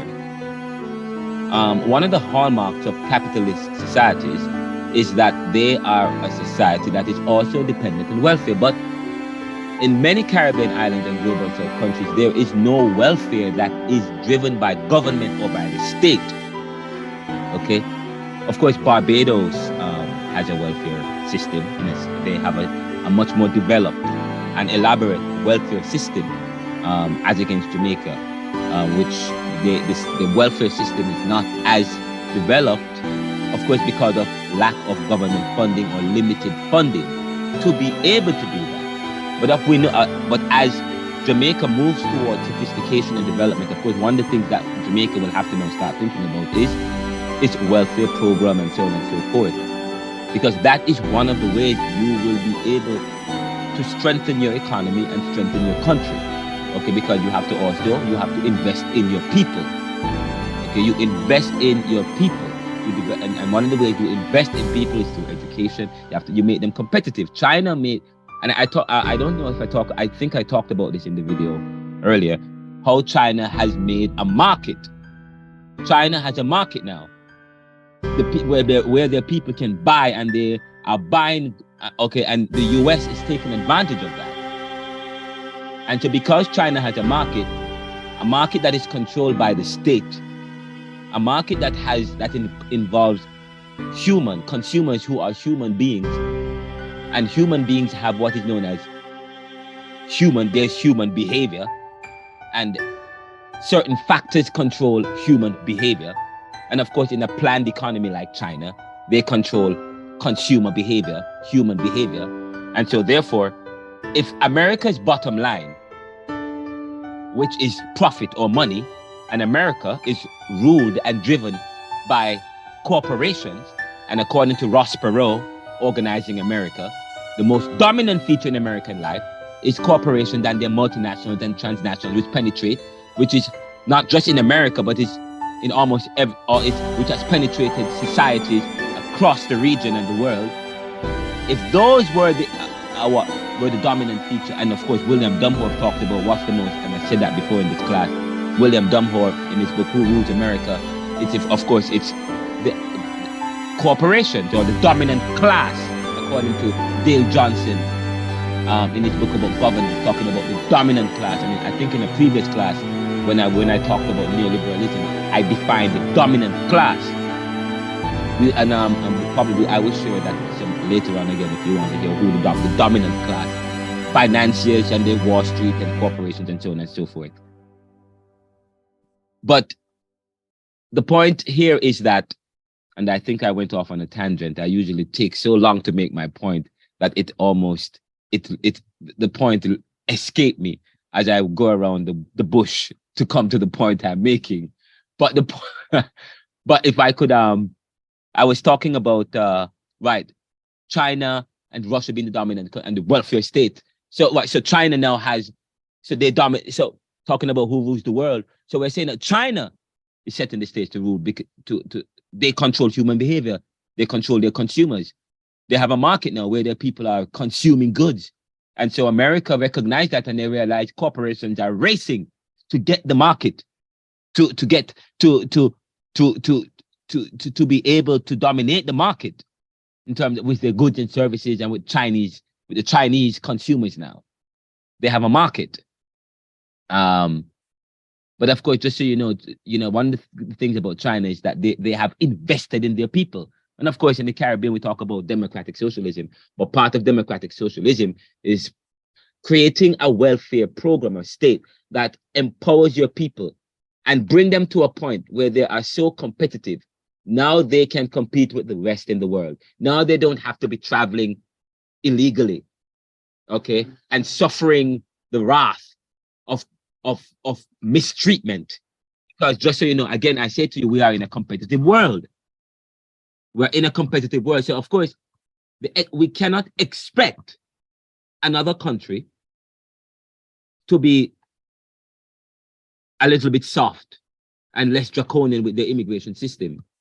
When you think about what they are trying to achieve in the world, and where certain countries and the global south countries are in between. And I said to you, what has mitigated and minimized our Caribbean and global south prosperity is an inability to come together. And when we were discussing independence in the 50s, Jamaica and some other countries went outside of that because they wanted this nationalist pride, this pride of just running your own country after being run by another country. But I mean, there's good arguments there, but there are also arguments that is devoid of the future.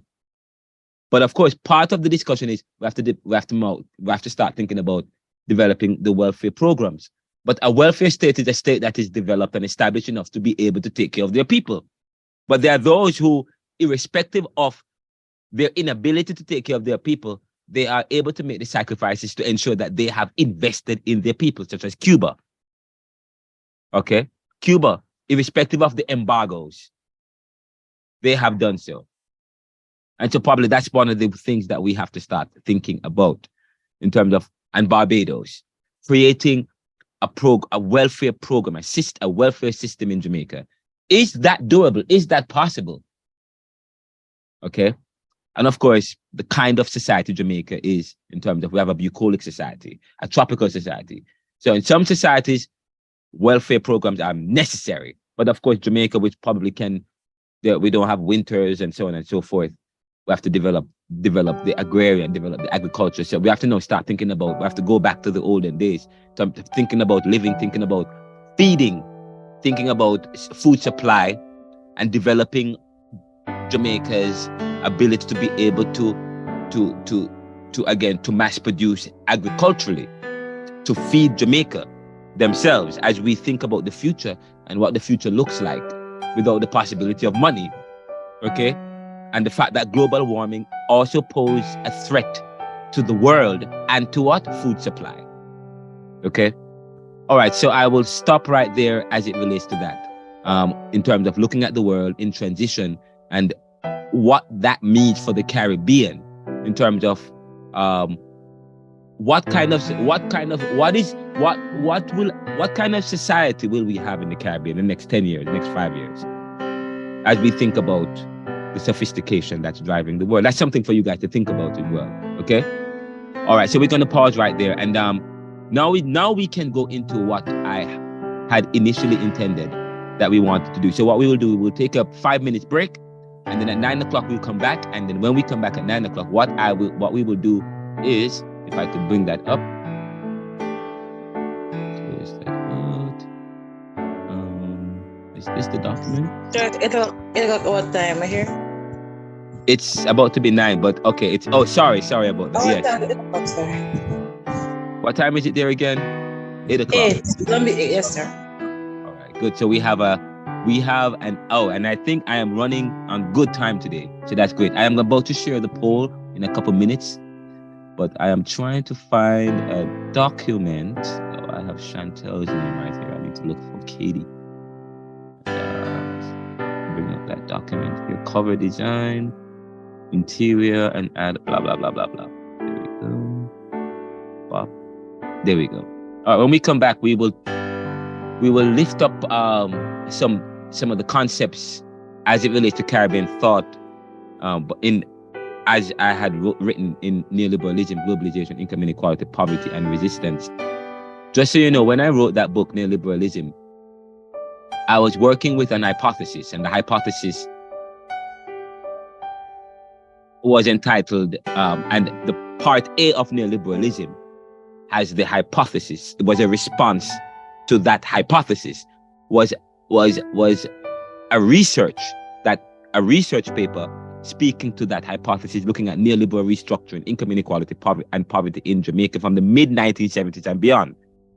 So when we come back, which in about 3 minutes, the hypothesis is this: if neoliberalizing economic structures create inequity and poverty, then income inequality and poverty should trend upward in Jamaica from the mid-1970s to 2008 and to the present. Again, the hypothesis for part A of neoliberalism, globalization, income inequality, poverty, and resistance, the hypothesis was this: if neoliberalizing means to liberate, if liberalizing economic structures create inequity and poverty,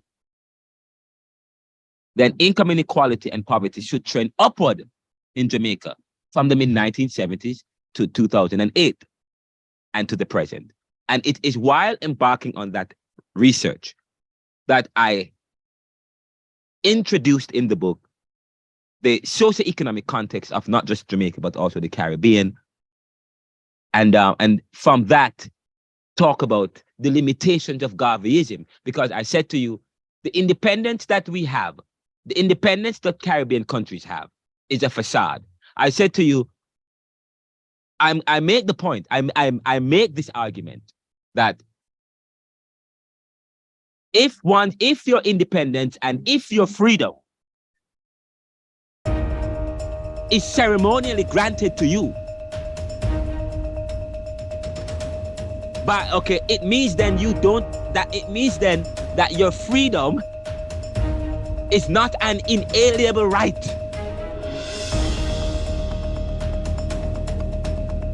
If your freedom has to be arranged, in other words, if one person, if another man, another human being gives another human being, yes, freedom. First of all, no man should give another man freedom, and no man should give another man independence. I am I am free like any other man. If another man gives me that right of freedom, it means then that I am forever beholden to that man. In other words, that man becomes God. That man has the right to grant, a man that has the right to grant freedoms and independence, yes, is still a most powerful man over that man that has received it.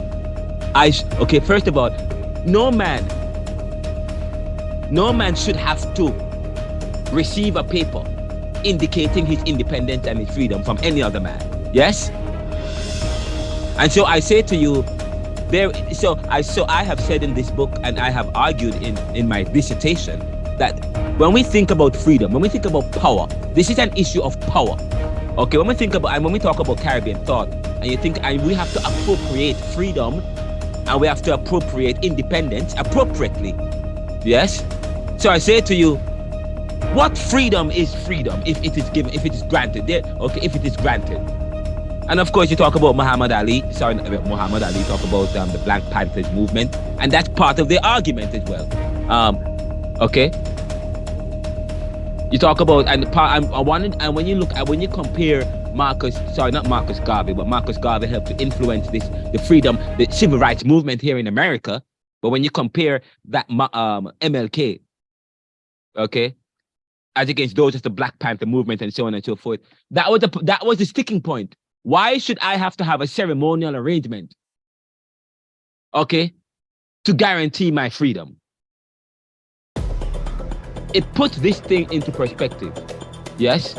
So in the book I talk about the whole this issue of Caribbean people and people of color and people who are formerly colonized, who did not fight for their independence. Well, yes, they fought for it, but eventually settled by sitting in a room and having a man signing over a paper and saying, "Hey, you're free." That means if you have a paper that grants you your right, then that paper can be easily removed. You can throw away that paper. Your freedom is only hinged on that piece of paper, not in the fact that you are a human being. Yes? So of course I talk about that, the limitations of Garveyism, the limitations of the resistance movement, and whether or not people are truly independent and whether or not people are truly free. And when you see the de jure factor or the de facto factors in society of systemic racism and discrimination, not just within a particular country, but internationally and globally, when thinking about the Black position, yes, then of course it continues today because of how freedoms are received and granted. But we'll talk about, so we'll probably lift up that real quickly and end by looking at Caribbean Fanonism, because that is exactly what that Fanon was talking about. When he talked about the Negro is not any more than the white man. So that the Negro must now be granted freedoms. I look at freedom as a gift and not a right.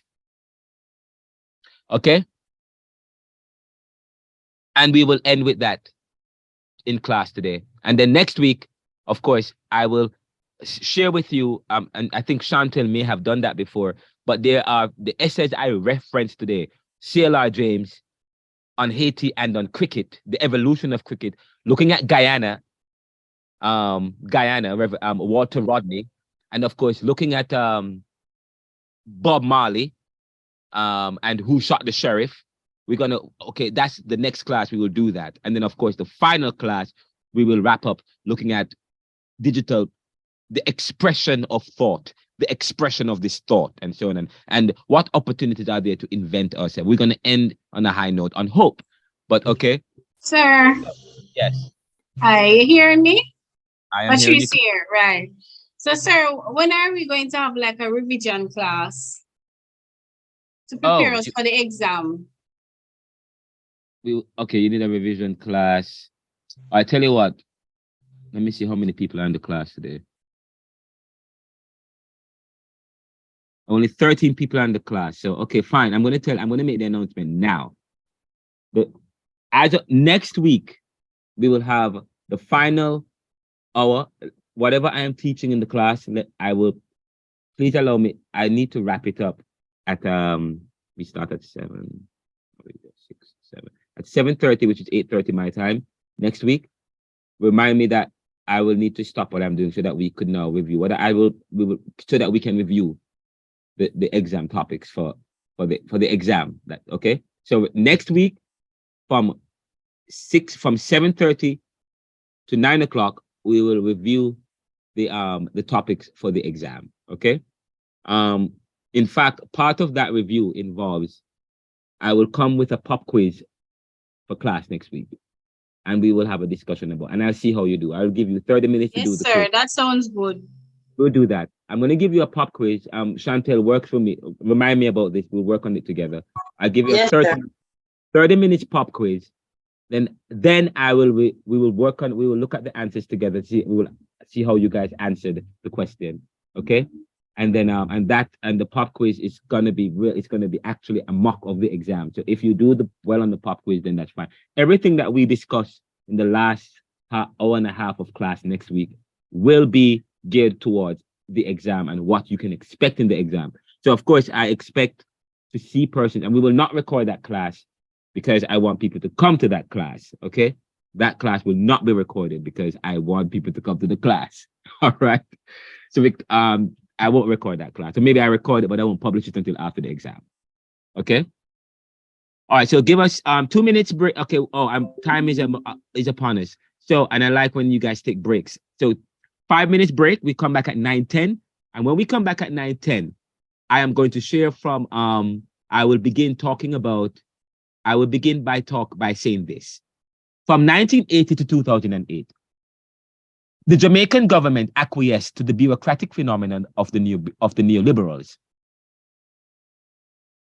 The Jamaican government followed structural adjustment policies called SAPs that attempted to transform its small political economy from social democracy and distribution equity in the 1970s. That's the economy they have. They had what is known as distributional equity in the 1970s to dependent capitalism in the 1980s and 1990s. Now, today, Jamaica is a middle-income, developing country with a capitalist economy centered around a culture of servitude where tourism, hospitality, sports, and music are the main sources of income for most Jamaicans. And not just Jamaica, but for the Caribbean and the global South. In fact, many turn to crime. And we say that Jamaica has this, and by the way, crime was usually just a Jamaican thing. Almost all Caribbean islands are having to deal with that. Probably, let's say maybe St. Kitts and Nevis and Bermuda and so on and so forth. But more so in Trinidad and the more prominent Caribbean islands. Of course, Haiti and so on and so forth. But many turn to crime. Jamaica had at one time, and when I wrote this book, Jamaica had the second highest violent crime rate in the world, with a violent crime rate index of 57. And I got that from the World Population Review's ranking. And corruption is rampant. And we talked about corruption already. The local manufacturing industry was destroyed or supplanted by international penetration of capitalist regimes facilitated by neoliberal globalization. In 2010, the island's HDI. What is HDI? HDI. The HDI is the Human Development Index. HDI is the human, and earlier I talked about China investing in its people, in their education. I said to you, that's going to be the death of the US. They are so concerned with discriminatory tactics, okay, withholding money from investing in people to make their people so competitive in the world because they want to promote inequality and so on. China, when you look at the educational levels and capabilities of these people, and you look at the kind of economy they have, and you look at the HDI, the Human Development Index. So I said in 2010, the island, Jamaica, Human Development Index ranking improved from middle to high. From middle to high. And that was not just for Jamaica. A lot of the Caribbean countries mirror that same development, but except that especially Barbados, And for some reason, Barbados, again, I keep referencing Barbados and Trinidad and Tobago. And by the way, I did a comparative study looking at Barbados and other Caribbean countries and Jamaica, which I hope I have time to talk about that in the beginning of the next class. But I talk about that in this book, comparing the Caribbean islands economically, looking at their socio-economics. But in 2010, Jamaica's and the Caribbean per se, HDI, Human Development Ranking, improved from middle to high. Still, in Jamaica, at the time, in about 2021, or during COVID, the poverty was at 16.5%. Poverty, 16.5% of Jamaicans lived in poverty, and increased from 9.9%, an increase from 9.9% in 2007. And so therefore, please remember what is my hypothesis? What is my hypothesis? My hypothesis is that if opening up economic structures create inequity and poverty, then income inequity and poverty should trend upward. There should be more poverty, more income inequality. Because if I am asserting that neoliberal policies within societies creates more problems in terms of create more income inequality. So therefore, that is what we should expect, because that is exactly what happened in Jamaica and the Caribbean from the mid-1970s and beyond, an implantation of neoliberal strategies through the IMF and the World Bank, giving loans and attaching conditionalities which deepen the realities of these peoples. Yes? So therefore, I am saying, as we talk about the HDI, the Human Development Index, and poverty. So we said that poverty is set to rise in Jamaica in 2020, given the pandemic, and not just in Jamaica, in the world. Okay, poverty is set, given the pandemic and the economic setbacks it has created for many.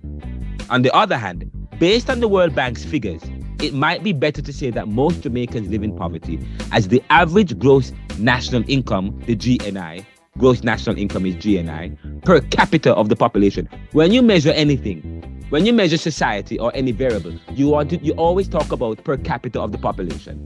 And that's how you make comparisons. Say, for example, you said, okay, of course, the US have more violence than Jamaica. But when you look at it in terms of the totality, but you have to look at it in terms of per capita, per 100 of the population. That's how you measure. So you look at per 100 or per 1,000. Across countries, per 100 and per 1,000, within a socio-economic region, or whatever the case might be. So this is important to say that when we look about Jamaica and the gross national income per capita of the population of Jamaica, it is at $4,990 US. $4,990 US. That's the gross national per year. Okay, per year. And when you look at the gross national income per capita of the population of Jamaica, and you compare it with the gross national income per capita of the population of countries of the US, it's almost mirror what the gross national income per capita of the population of people from vulnerable communities, colored communities. So I talk about the black position. When you have a concentration of a high amount of colored people within a particular region, then when you compare the gross national income across, okay. And by the way, I did an injustice with my book. I made a comparison when you look at the gross national income of Jamaica per capita, Jamaicans, let's say on average $5,000 US per year, as against a community of color or African Americans in first world countries and how much they earn per year. It's a little bit more, but it's almost okay. But it's a little bit more. But a lot of these communities are heavily dependent on social welfare because of the economic realities and how the society is structured, which is how societies are structured in the Caribbean, especially on the global stage. In essence, most Jamaicans earn a gross income of $13.67 per day, US. You can multiply that by what? $137. I don't know what But recently I learned that the Jamaican dollar was gaining against the US dollar. So I don't know what it is now as of today. But a couple of weeks ago when I checked it, I mean, some time ago it was 147 and it was 137 at once. Don't know what it is now. But Jamaica ranks 165th worldwide with a growth rate of 0.46%. And I actually have in fact, I think I can share my screen with you so you can see. Let me just see if I could find this. So you can see this. And I'm going to share my screen. And I am sharing the screen. There we go. And in fact, let me move this out of the way. And this is actually from my book, Neoliberalism, page 5.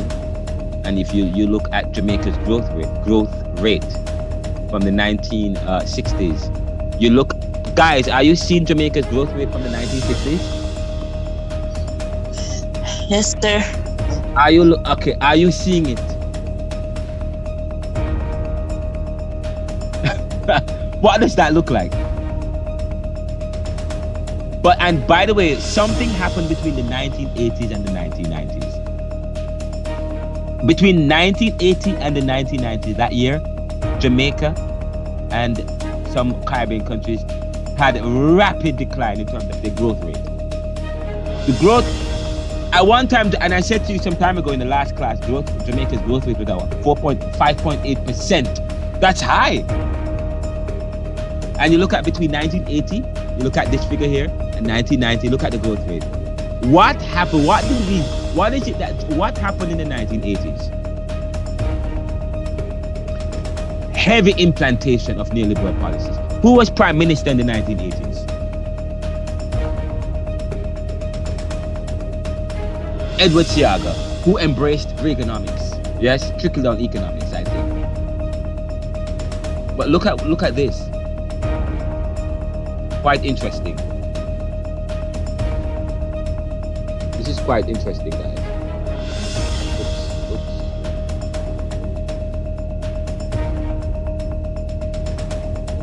Let me just move this.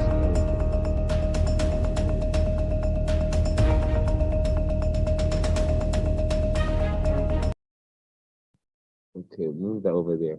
All right. So anyways, I said to you that Jamaica is ranked 165th worldwide with a growth rate of 0.4%. And just so you know, it fluctuates. When I was some time ago, every time I checked the stats for Jamaica, the prediction is always, they cannot give it, the prediction is always one that is not stable.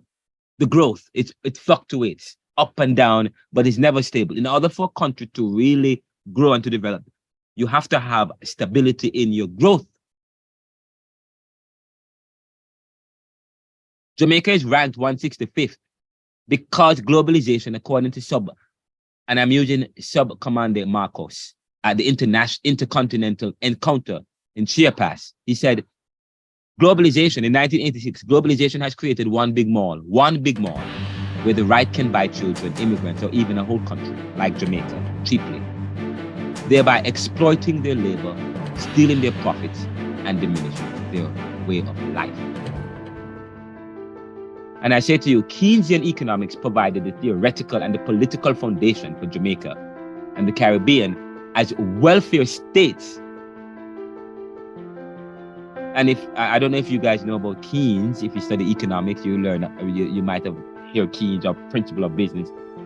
Keynesian economics was a central insight in demonstrating how national income was predicted upon a perception of investment and demand that had a multiplier effect. I won't get into that. That goes into deep economic arguments, so on and so forth. But I won't get into that. We can have another argument about that. I get into deep arguments that maybe for Caribbean Thought 400, talking about some deeper issues, consumption ratios, interest rates, investments, expenditure, all those issues. Keynesian economics look to motivation such as foresight, short-sightedness, ostentation, extravagance, which involve empirical investigation of consumption, income ratios, interest rates, investment. And David Keynes believed that in automatic growth. Automatic growth means full employment, even when an economy is in a state of equilibrium and perfect competition.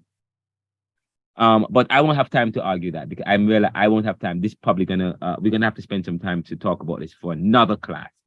But I wanted to just let you know that it's Keynes. If you want to look at the economic situation where we find ourselves and the global policies, you have to look at Keynes, John Maynard Keynes and his policies. So we wanted now. Last week we had started looking at chapter 3 of the book, looking at the socioeconomic context. The socioeconomic context of Jamaica, a brief overview of Jamaica's socioeconomic context. And I said that Jamaica was stratified along racial and class lines stemming from the plantation system, and that Jamaica became a colony of Britain in 1655 after Britain successfully defeated Spain. And notice the correction here, guys. The book Neoliberalism has been edited. We have fixed all the date errors. But in 1655, after Britain successfully defeated Spain, which profited from and controlled the island's wealth for a century, Christopher Columbus opened Jamaica and the Caribbean, or the English-speaking Caribbean, or the Americas, to the global trading map in 1492 when he landed accidentally, or I say buck up, on an inhabited West Indian island. And last week we started having a conversation about this in terms of legally, why people say that he discovered instead of captured. But we believe in this class, and we say in this class, Christopher Columbus did not discover anything. He captured it, yes? But this was the advent of colonial capitalism, where European colonists exploited the native Taino people's labor, abused their women, and annihilated their race in Jamaica. The Taino Indians, which is a subgroup of the Arawakan Indians, a group of American Indians in northwestern South America, inhabited the Indians in northeastern South America. They inhabited the Greater Antilles, comprising Cuba, Jamaica, Hispaniola, Haiti, and Dominican Republic. Okay? Again, the Taino Indians, which is a subgroup of the Arawakan Indians, a group of American Indians in northeastern South America. They inhabited the Greater Antilles. The Greater Antilles, and the last class we looked at the Caribbean, and we talk about the Greater Antilles, the Lesser Antilles, and so on and so forth. So the Greater Antilles was inhabited, and what is the Greater Antilles of the Caribbean? We talk about Cuba, Jamaica, Dominican Republic or Hispaniola. What we talk Hispaniola is Haiti and Dominican Republic, and of course, and Puerto Rico, which is not part of the Greater Antilles, but they are part, in a sense, could be considered part of the Caribbean, Puerto Rico, in the Caribbean Sea. When Christopher Columbus arrived in the New World, they were there. Now, under Spanish rule, Jamaica was unprofitable, and a lot of the Caribbean islands where Christopher Columbus had taken control of, they were unprofitable under Spanish rule. Now, Jamaica was unprofitable as a few Spaniards settled on the island who did not find much use for the island. They didn't find much use. There was no gold. And one of the questions I ask is, what was the motive? Why did Christopher Columbus travel? The facade, the lie was that, to spread religion. That's what you are told. But no, it wasn't to spread religion. Yes, it was to find gold. They were racing with the other European countries against time, trying to find gold, heading to East India, landed in West Indies. Yes, buck upon these countries. Yes? Now, so this is important, class. This is important, what I'm talking about right here. I said to you that Jamaica was unprofitable as a few Spaniards settled on the island who did not find much use for the island except to serve the Spanish crown. And I have a grammatical error, to serve, but it's supposed to be to serve, and I'm seeing to served. Wow. The Spanish crown. Many as the Spanish crown, and they served it, it was mainly as a supply base, And that's important. Now, food, men, arms, and horses were shipped to Jamaica as a means to conquer the American mainland. There was much internal conflicts between the local government in Jamaica, who were not getting much support from Spain, who did not value Jamaica as a lucrative trading post without any gold or wealth to drain. And of course, the church was a sore issue. Now, pirate attacks were common in the Caribbean. And as a result, the Spanish hold on the island, the Spanish hold on the island was weakened. And on May 10th, 1655, the English under who? The English. This is going to be on the exam. On May 10th, 1655, the English under Admiral William Penn and General Robert Venables invaded Jamaica and led a successful attack against the Spanish. The Spanish settlers who surrendered, this is important, freed their slaves and then fled to Cuba. So some of the Spaniards who were living in Jamaica, what did they do? They freed their slaves after it was quite certain that the Spanish had invaded, the English had invaded and they're going to take over Jamaica. They fled to Cuba and they relieved whatever slaves that they had. And just so you know, the slavery wasn't elaborate at the time, so they had just a small amount of slaves. They freed the slaves. So when the British came to the Caribbean in 1655 to take over Jamaica and other West Indian countries, there were slaves here, but the slaves were freed. They were freed and they fled to the mountains and they became who? The Maroons. Talk about Nanny of the Maroons, yes? Now, these freed slaves fled to Jamaica mountainside and established small independent colonies and communities that led successful revolts against the British, who eventually abandoned their efforts to re-enslave these Spanish freed slaves known as the Maroons.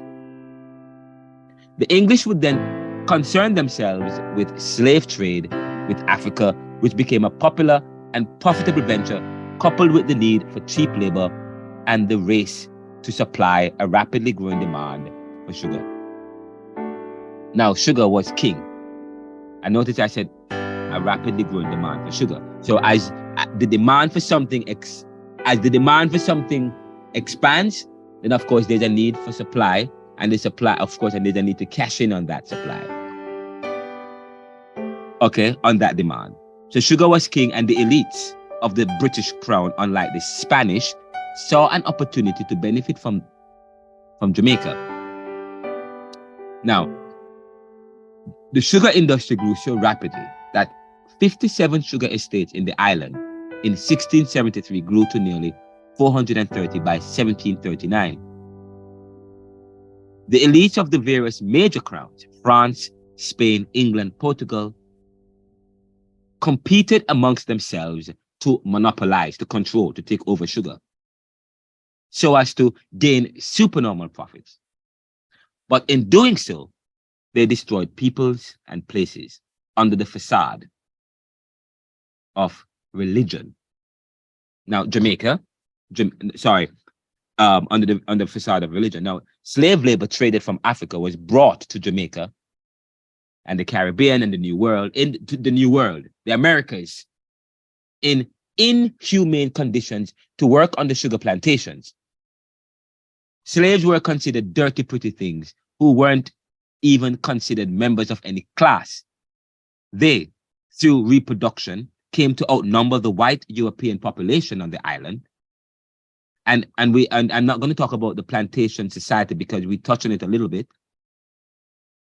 Now, constant revolts and rebellion in Jamaica by local leaders and the maroon groups of Black peoples fighting for freedom helped to secure the abolishment of slavery in Jamaica and the English Commonwealth in 1833. Now, to replace the loss of labor, thousands of Chinese and Indians were sent to Jamaica, and not just to Jamaica, and also other parts of the Caribbean. In fact, I had a conversation with a young lady from Trinidad, and I said to you, and she said she's Indian and she's mixed with Cherokee Indian and so on and so forth. But as you know, Trinidad has 49%, or I think it's either 50-50, 49-51, 50-50, whatever the case might be, in terms of the demographics, the racial demographics there, or the ethnicity.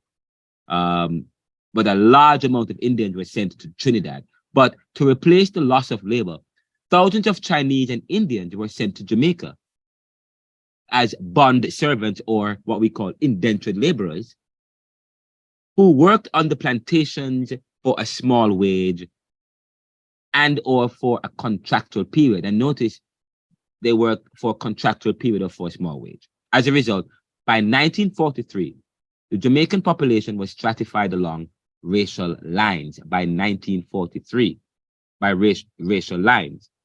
Now, Stone, in his book in 1973, argued that plantation societies produced a stratum of whites who were owners, managers, and protectors of property, middle stratum of browns who were associated with the professional, technical, and white-collar occupations, and the lower stratum of poor black slaves. Now we're talking about plantation society in the according to a book written by Mr. Carl Stone in 1973, looking at plantation society. Plantation society in the Caribbean, in the Commonwealth Caribbean, was stratified in a particular way. And we talk about the fact that they were owners, managers, and protectors of property. Middle stratum of brown people who were associated with the professional. The browner you are, the more you become integrated in the professional, technical, and white-collar occupations. And of course, there was a lower stratum of poor black ex-slaves. And if you look at society today, I mean, after the plantation society also mirrored that kind of plantation society. The plantation society almost mirrored the kind of society we have today. The plantation ideology and plantation society inform capitalist societies in terms of how we organize labor and how we organize work. Yes? But let us continue. He goes on to say that there was hardly any vertical social mobility permitted except for the movement of a small group of blacks from the lower to the mid. We talk about social mobility. What does class look like in the Caribbean from the plantation system up to now? And of course, there's not much difference. There's not much change really, except that now of course, the majority is now black people, and of course, black people have more opportunities. And the more educated you are in Jamaica, and the more you are seen as part of a middle upper class, so to speak. But still in Jamaica and many of the communities across the Caribbean, they have the wealthy Jews. There's a wealthy Jewish family. The Jews are the wealthiest. Yes. In almost across many of these societies in Western society, the Jews are the wealthiest.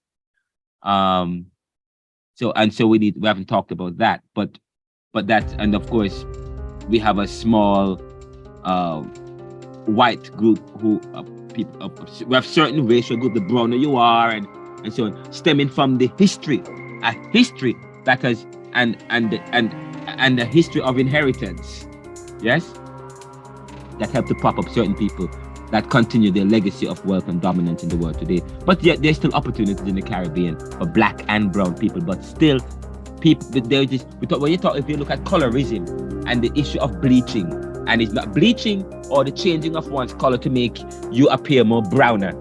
It's not just a Jamaican experience, it's all over the Caribbean, okay?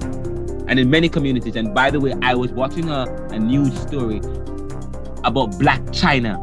And now she no longer she wants to call her by her name. I think it was Angela White or something of the sort. But today I watched a story about Black China, which is an American celebrity or star, I believe. And she talked about how her life has changed and the inability to accept herself, and how she underwent surgery, biological surgery, to change her body, to change her constitution. And by constitution, I'm talking about the buttocks. To change her breast, to make it more appealing, and because a society that forces one to look a certain way and so on and so forth. But now she's She's now accepting herself. And she said, now, how have I rescued myself through sobriety? She said, now she's more sober, and so on and so forth. And not only that, she now has a doctorate in theology, and she's now rediscovering God. And I said to people, what is happening in our society today? Our society has become so secular. There is no marriage between secular and inspiration. We have a society today, there is no room for Jesus, yes, or no room for religion, no room for Allah, no room for Buddha, no room for the things of the spirit. And we talk about capitalist society was built on the Protestant ethic, but now we have become a society that was a facade. It was never built on the Protestant ethic. It was a facade. It was sold as a Protestant ethic, a society built on hard work and savings. But that was not the case. But she talked about how she's this Black China finding herself and an acceptance of self. And she shut down this talk of now X, what they call it, surgery, whatever the term is, but this plastic surgery society, a society of plastics. Sir, sorry, yes. Don't mean to cut you. I just wanted to comment on that. I'd raise Go my ahead. hand. I'm not okay. Thank you. Go ahead, As there's something that you mentioned, and I just want to piggyback off of that. I mean, being a Christian, and most of us here, we are subscribed to the theology of the Bible, and. Okay. As human beings, what really governs our worldview is our philosophy, is the beliefs that we have. Yes. And a lot of people you see around doing all kind of things without all kind of inhumane acts and just doing things, just living. It is normally linked to their worldview and their perception. So as you're mentioning about Black China, and you're talking about where is the beliefs, basically. Beliefs, I believe, is what drives us. It guides us. How do we perceive life? What are our morals, our values? What are our ethics? What do we think? How do we view what is right and wrong? Because in one context, stealing can be wrong. In another context, it might not be wrong, you know? And then we can also, and there's something else I want to... Pardon me? Who is Patrice. this? Patrice. Very good point. Very good point. I like how you are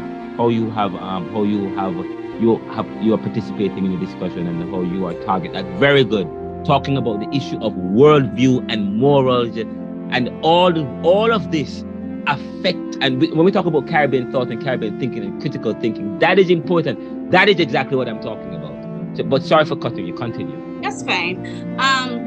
In addition to that, also, sir, I mean, like, if we don't have a belief system that governs and guides the way we think, and we don't have that, there's no room for introspection. And we see even the rich, the wealthy, they make it hard for persons to move up in the class. So you find that those in the lower class, they're stagnant. There is little, like statistics show that it is rare that you find those in the lower class go upward in the social mobility. Why is that so? Because the rich, they try to take so much that they limit the resources and the accessibility for those that are in the lower class and those in the middle class, because there's so many because of capitalization and what is happening and greed, you know. And we see that we are living in a society that is not founded on merits, but it's really about nepotism, connectionism. So you find that I can be so qualified, but because I don't have someone from my lineage sitting in a prestige position, I am deprived of that opportunity. And also because I don't have the accessibility or don't have the links in society, I cannot go to certain universities and colleges, and doors are closed. And even beyond that, and not just go to certain universities and colleges in Jamaica, but what about the issue of travel? Some people get to escape and others don't. talk about That in is the so true, sir. I agree with Patrice 100%. Yes. And Bob, say for example, Bob Marley. Bob Marley lived in Trenchtown. And Bob Marley lived in a very poor community. He was poor. And earlier, actually, I was watching a news story about Tupac Shakur. And Tupac Shakur's mother was very involved in the Black Panther movement. But just as Tupac Shakur came from dirt poverty, in fact, we talk about, there's people who are poor, but there are people who live in what is known as abject poverty, okay? Even below what people consider as poor.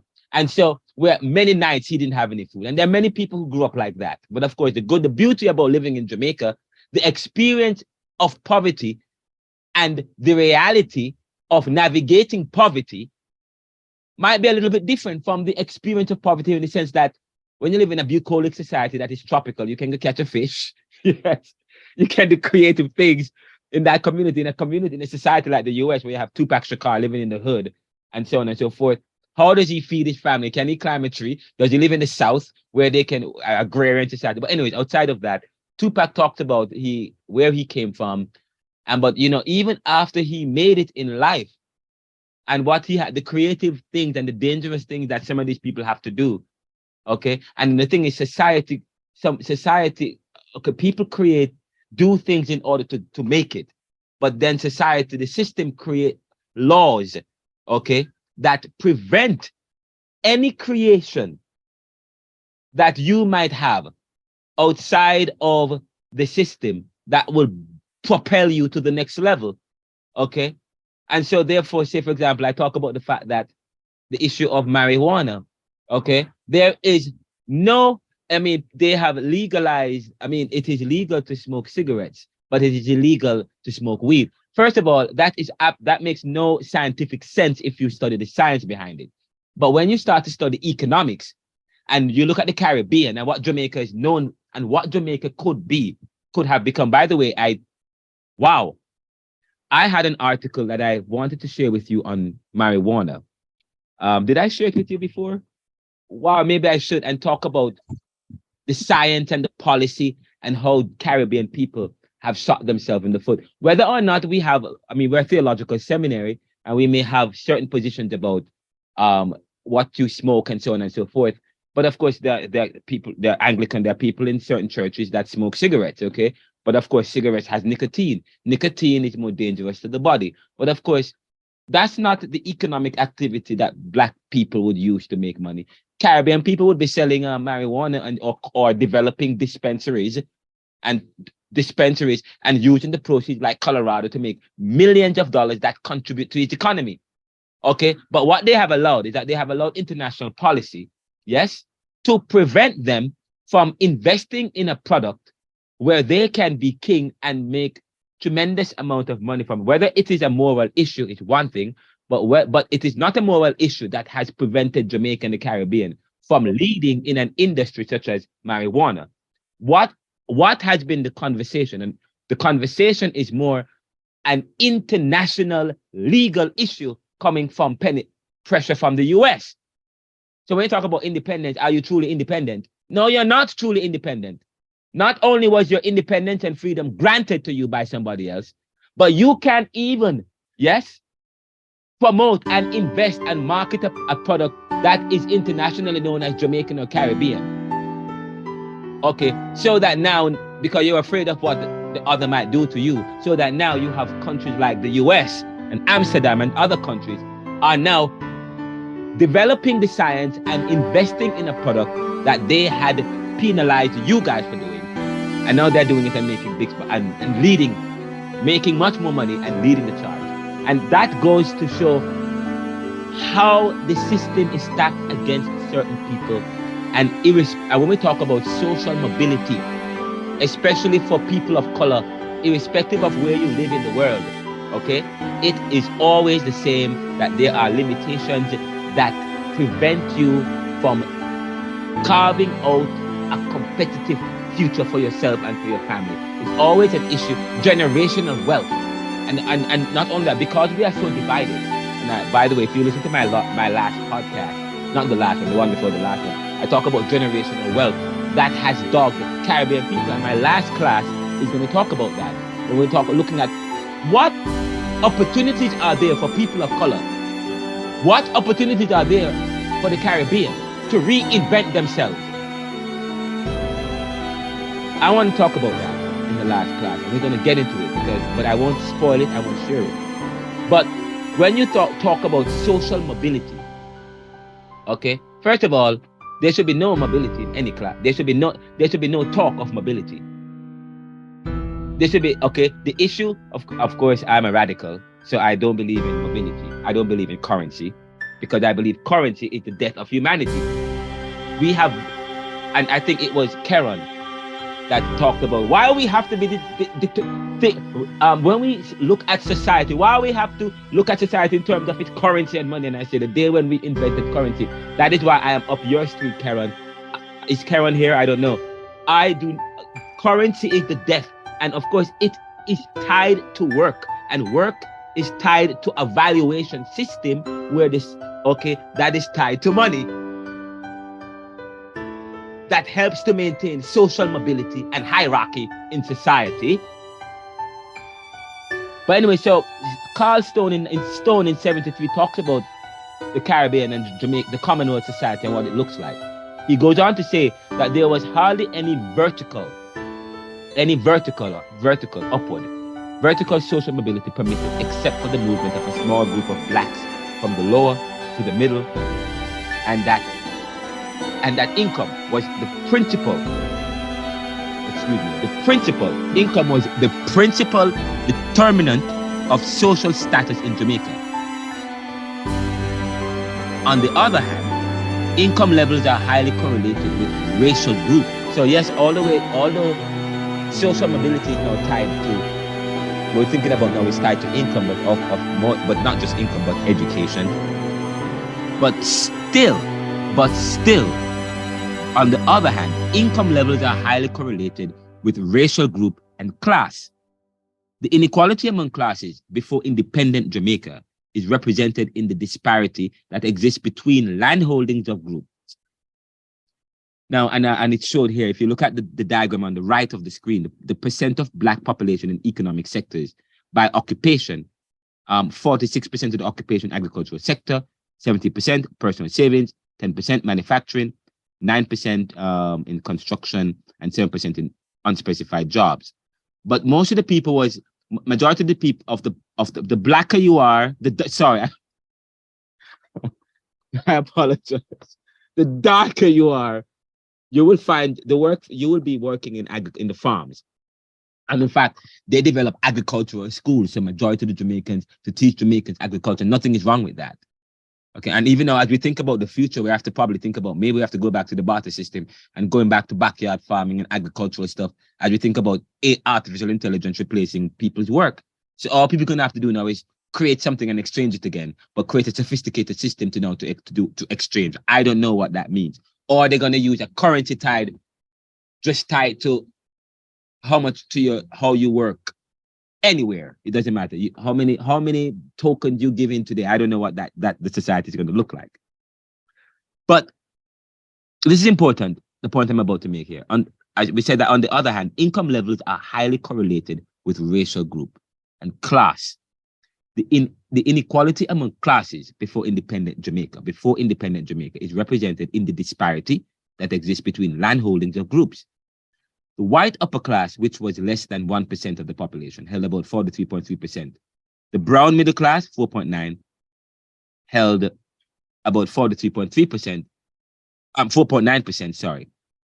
And we must point out here that the classification grossly underestimates the growing middle class, which grew from 25% in 1961 to 37% in 1991. Now, I don't know what that means. There are people like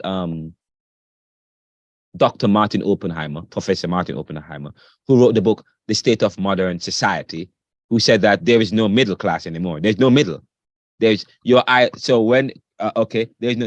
no middle. You're either in the upper class or the working class. That's it. Okay.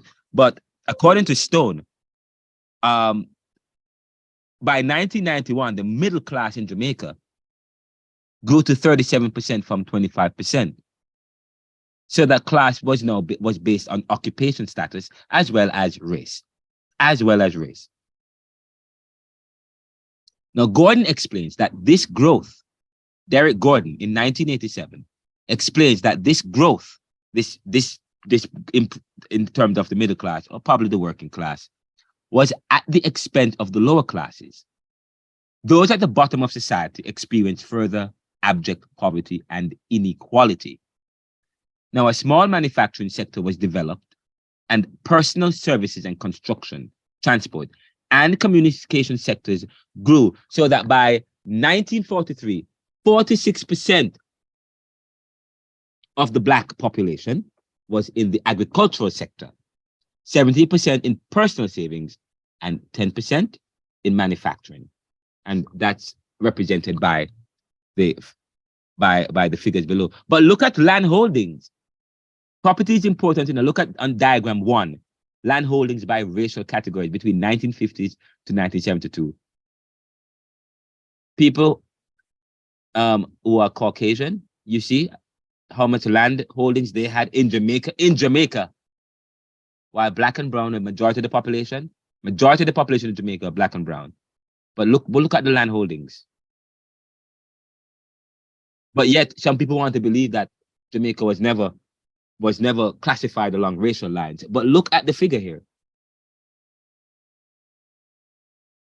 In 1944, Jamaicans gained universal adult suffrage, which allowed them some semblance of decision making. And we could form a local assembly to steer our country towards independence. Now, Jamaica gained independence on August 6, 1962, and elected the Jamaica Labour Party as the governing party for the first 10 years after independence.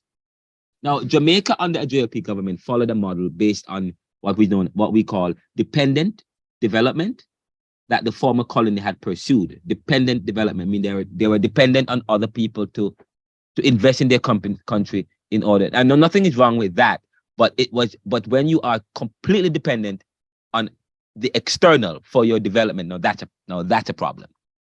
Okay. So Jamaica gained so for the first 10 years after independence, Jamaica under JLP government followed a model based on dependent development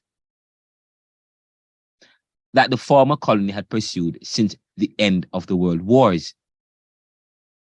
Now, let us look at what happened on the figure that I showed you earlier. Where is it? I showed you a figure earlier. From the 1960s. Look at the GDP growth. From the 1960s when Jamaica got independence. What I'm looking at is we were already declining prior to independence, but prior to about 1958, just when we discovered bauxite, we grew a little bit with some fluctuation, but it was always up, it was always above 1% growth. Okay, but in the 1960s, but between 1960 to I'm looking at the figure here, 1960 to about 1965, Jamaica experienced some growth. From about 1965 to about 1970. There was a decline, but it was still higher than where it's coming from the 1960s. Then it went back up. So there was some fluctuations there, so on and so forth. But so they followed that growth path of model dependent, but Jamaica growth was still up there, still high, fluctuated, but it was still at a very acceptable level. Okay, so I said to you that the economy grew in the 1950s and 60s by 5.8% per annum. And as bauxite and tourism outgrew agriculture as the main GDP earners, agriculture declined drastically in the relative share of agricultural outputs. For Jamaica, for Jamaica, agricultural output, and you see the table, securing greater wealth for the elites. Securing greater wealth, Jamaica was growing, but it secured greater wealth for the elites.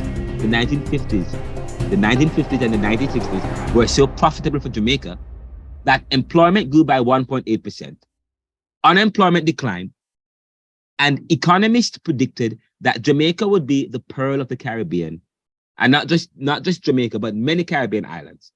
And like Singapore of Asia, and in a previous class, I showed you how Jamaica and Singapore's GDP or economy rivaled each other. They were almost at the same level.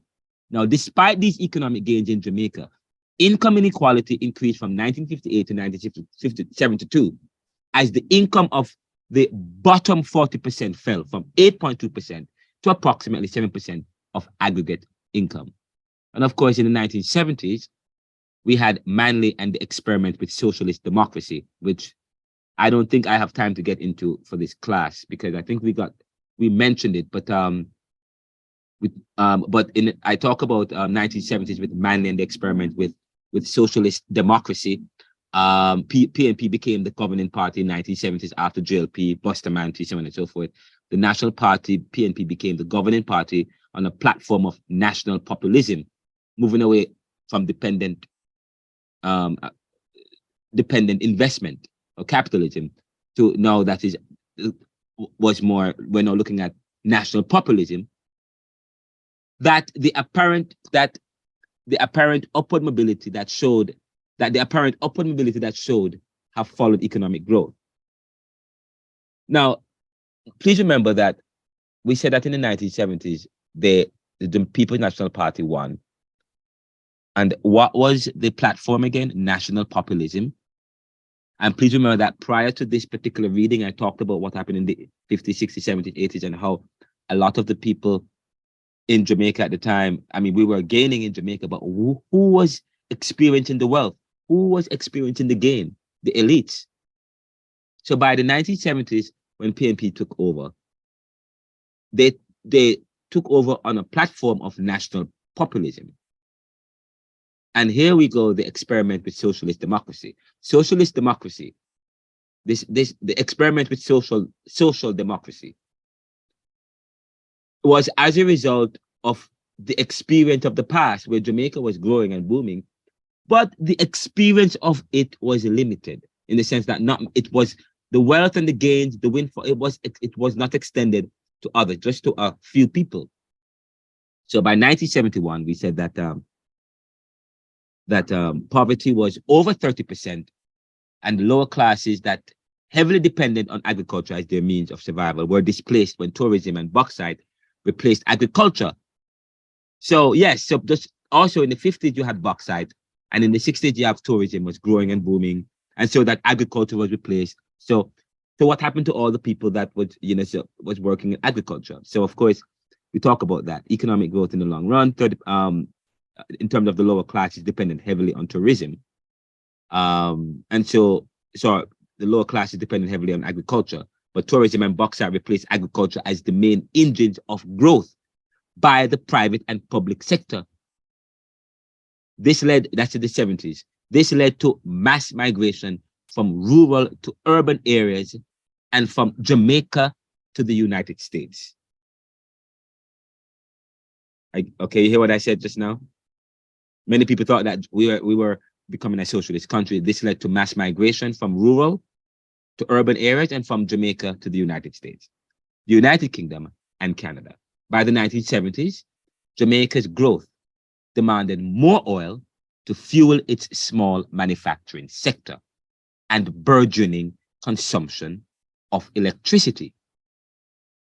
That's important. So Jamaica used most of their income on what? On consumption. In the 1970s, remember, they got into power, the PNP got into power on a platform of national populism. They used all of the windfall gains to do what? To help boost the working class and the people who were now working in agriculture, who now, okay, and the poor people and people of color and so on and so forth, to spread the investments into the society. But that was a problem. That was a problem. Jamaica used most of their income and the windfall profits on consumption, and hence import-led expansion without expanding its productive capacities and modernizing its agriculture for even further growth and sustainability down the road to strengthen its small and vulnerable economy. That was the case, not just for Caribbean, but many other countries that were experimenting with democratic socialism. And this is a point that I have made before in this class, and I'm making it again. I am making it again. Jamaica's growth demanded more oil to fuel its small manufacturing sector and burgeoning consumption of electricity. Jamaicans used most of their income and windfall profits between the 50s and up to the 60s on consumption on this, of course, and hence import-led expansion without expanding its productive capacities, modernizing its agriculture for even further growth and sustainability down the road to strengthen its small and vulnerable economy. I started this class by talking about artificial intelligence. Earlier I referenced that AI, talking about repositioning ourselves. You notice every time I talk about an issue of a problematic issue, a challenge, I always intersperse or integrate the conversation of the day, talking about what opportunities we have to invent ourselves. Where did we go wrong? So it is also, we have to look, and I talk about our critique should be constructive.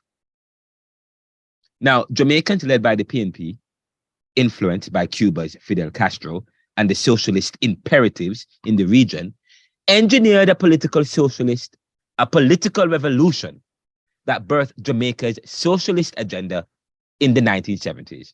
Now, this gave rise to democratic socialism as the PNP, the People's National Party, defeated the Jamaica Labour Party. Now, wealth was redistributed as the government promoted a socio-economic policy of what? Distributional equity. That coupled with the ideology of national populism. Yes? Now, please don't end this class. Don't leave the class yet. We're wrapping up in 50. Some of you did not join the class until 7:30. Okay? So I do not expect you guys to hurry up and leave the class at 10, right? And I had to wait on some of you. And by the way, we only had 13 people in the class today, and I have over 20-something people in the class. That's a problem. But we're wrapping up here. Jamaicans led by the PNP, influenced by Cuba's Fidel Castro and the socialist imperative in the region, engineered a political revolution that birthed Jamaica's socialist agenda in the 1970s. Now, this gave rise to democratic socialism as the PNP defeated who? The Jamaica Labour Party. Now, wealth was redistributed to the government, which promoted a socio-economic policy of distributional equity, and as a reaction to the ideological move, which also affected the profit margins of the wealthy capitalists. They fled the island. They left Jamaica and they left. They fled. Investments and foreign aid from the United Kingdom and the United States dried up. You following me here, guys? Yes, sir. Dried up. Following me here is very important. This is an important class. Every one of the class is important. But this is good content for you guys to consider, to think about. In addition, the severe oil crisis of the 1970s, the neglect of the market, the neglect, talk about thinking in terms of what opportunities we have to reinvent ourselves. The neglect of the market. We talk about China has repositioned itself. China was a developing country. It is no longer a developing country. They have repositioned themselves and they have created a burgeoning and dynamic market so that corporations in America, multinationals, are racing to China to do business, so that even the NBA and HBO and the entire movie industry have to renege and to apologize and to stay quiet if China make any abuses, because they need China, because China has a market that many countries who follow an ideology of national populism seem to forget. Vietnam, in the last class, I said to you, Vietnam, they talk about creative Marxism. They are thinking strategically. They talk about strategy. Let me finish this very important point here. I say to you, As a reaction to the ideological move, which also affected the profit margins of the wealthy, the capitalists fled the island. Investment and foreign aid from the United States and the United Kingdom dried up. In addition, the severe oil crisis of the 70s, again, the neglect of the market to invest in the market, to develop the market. We're not talking about the market of Kingston, and you guys know what I mean, okay? But I just wanted to say that to be funny. I mean, I play upon words, pun. That's always funny to say. The neglect of the market, and by the way, there was one time they neglected Kingston market. You can't neglect the market, you have to develop the market where you are making the most money, and not only, and when you develop Kingston market, make it in a way so that people pay taxes, okay? So that they contribute to the economy, so that the Jamaican government can invest in their people, invest in their education, okay? Invest in our critical thinking so that they can become competitive and prosperous. Let us continue with this. This is very important. I'm wrapping up here. In addition, we said they neglected the market, and they said, okay, lack of adequate infrastructural development, the government's overall revenues and its ability to maintain spending were severely affected. Government spending spiraled out of control, expanded, coupled with corruption. Government spending spiraled out of control. Expanding the public sector being too top-heavy. And social programs, expanding the social programs. My connection is becoming unstable. I'm wrapping up in a second then. Nationalizing many private institutions and imposing market restrictions. This socialist policy, that was the socialist policy. These policies, very important. These policies, okay? This socialist policy undermined economic development and neoliberalism. Those were the policies I just reeled off just now. Those were the initiatives that they embarked on when they got into power. And these policies undermine economic development and neoliberalism. Other countries didn't, like Barbados and Trinidad, didn't do that. Guyana followed the same suit, did the same thing. Now, this socialist policy undermined economic development and neoliberalism, helped to undermine it. The government had well-intentioned policies, but neglected economic growth programs, thinking that development occurs magically while draining the profits of the small economy. The debt worsened, and investment aid and loans were difficult to ascertain, given the socialist programs which upset the neoliberals with the capital. Coupled with the oil crisis in the 1970s, and by the way, we're about to have an oil crisis now. By the way, what is oil in Jamaica now? What is a gallon of oil or a liter of oil or whatever the case? What is it? Russia. So every Thursday, oil goes up. Even for cars, like for gas sales, for cars, like every Thursday. Wait, stop. Hold up. Every Thursday, gas goes up. Yes, sir. Okay. Sometimes it's coming by like probably $1 or $2. When it's going to make $4, $3, and it's basically been going up. Let me ask you, what was gas? What was the gas a month ago, and what is it now? Let me give you an example, sir. 1 year ago, I could for my gas tank was about $5,000. Now it's about $10,000, $8,000 for my gas tank. My uncle was doing his from in about 2020, so his gas tank was about $7,000. Now we're going to $12,000. Oh wow! So we're talking so you know, and just so you know, one of the economic factors that affected Jamaica was, or one of the decisions that affected Jamaica and the Caribbean was this oil crisis. OPEC decided to cut oil production, and guess what? They had already announced cutting oil production and already cut oil production by about 10 or 20 million barrels or 2 million barrels a day already. And now we are hearing that they have cut it again, even more cuts. When you do that, you cut oil supply, oil production. When you cut oil production, what does that do? When you study economics, and that's why I tell people don't want to learn about, people don't want to read it. People don't want to study stuff anymore. When I went to Bridgeport High School in Jamaica, I was the only student that was interested in economics, but I made it my business to study economics.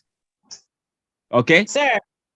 What happened when you cut oil? And in fact, what is going to happen to Jamaica now? I'm telling you, between this week and next week, and by the way, oil in the US, I don't pay for oil because I drive a Tesla and it uses an electric and I just plug it in. But I'm just telling you, but if before I got a Tesla, gas was already high. And one of my friends told me that it was $3, $3.62, now it's $4.50 something per US for gas. What's going to happen in Jamaica and the Caribbean? Jamaica doesn't have oil. Are we going? Guyana has oil now, though. So what does that mean? Guyana has oil. Yeah, go ahead.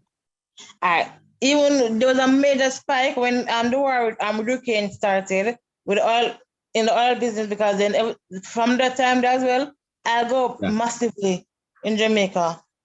And can I tell you, it's about to go up again. I am telling you this. When you study what's going on in the economy, and whatever happens in the US, it also have a trickle-down effect in Jamaica, and especially in the Caribbean and in Jamaica. It does, sir. It does. It does. I mean, there's a symbiotic relationship between Jamaica and the Caribbean, especially the Caribbean and the US, and a lot of families, Jamaican families, live in the US. There's strong connections there. We're part of the Americas, and of course, and I say to people, I am vested in the US.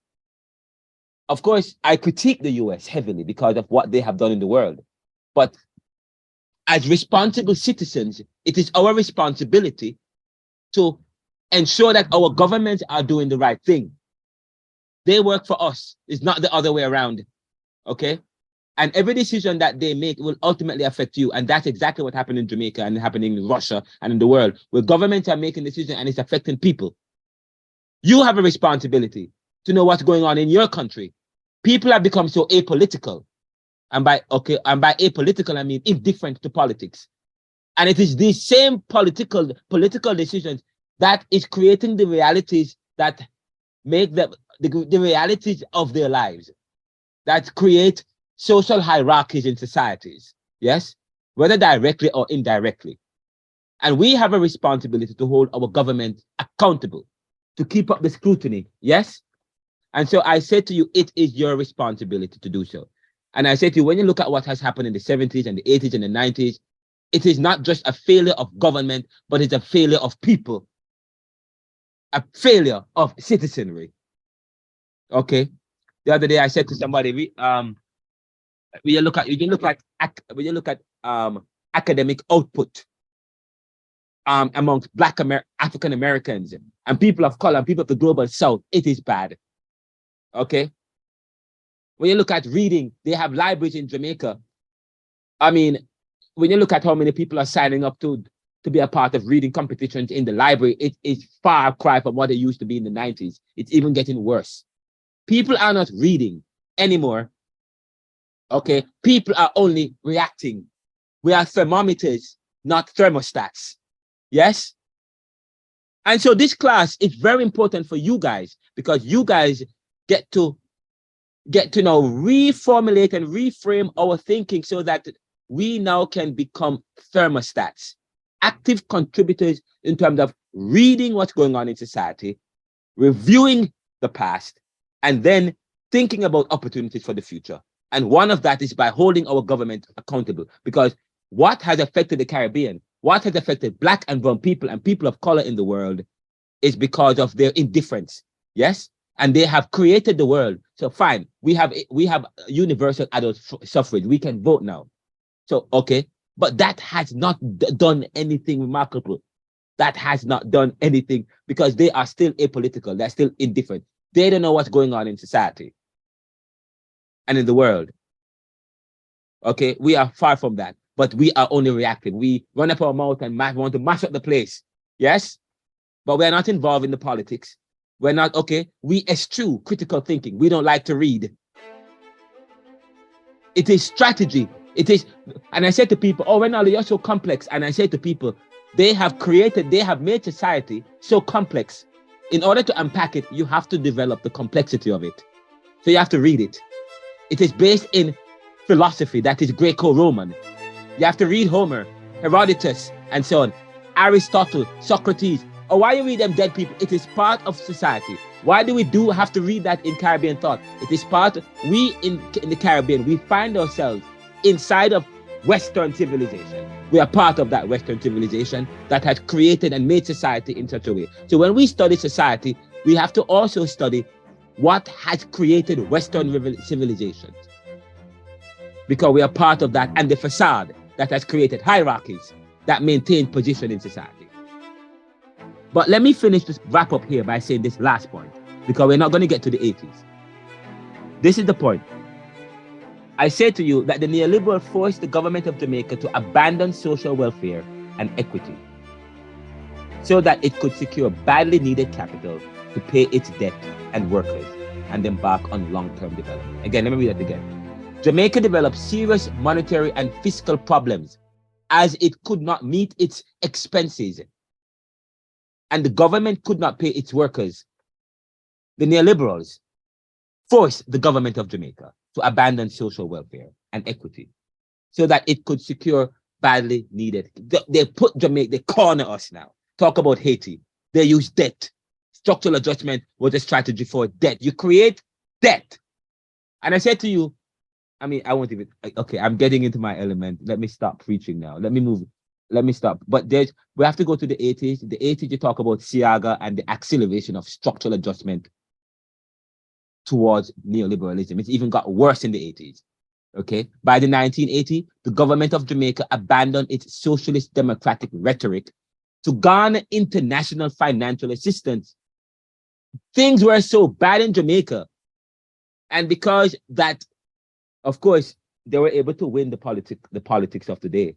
And by the way, this is in the 1980s. Now that we're in the 1980s, this is when I can talk about cricket, the evolution of cricket. At one time, if you are white or if you were too dark, you couldn't be West Indies captain. You know that. If you were too brown, sorry, if you were too dark, you will not be the captain of the West Indies cricket team.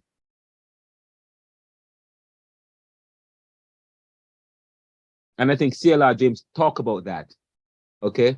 Which we want to look at that at the next class. But that was changed. That was changed because isn't Chris Gale dark?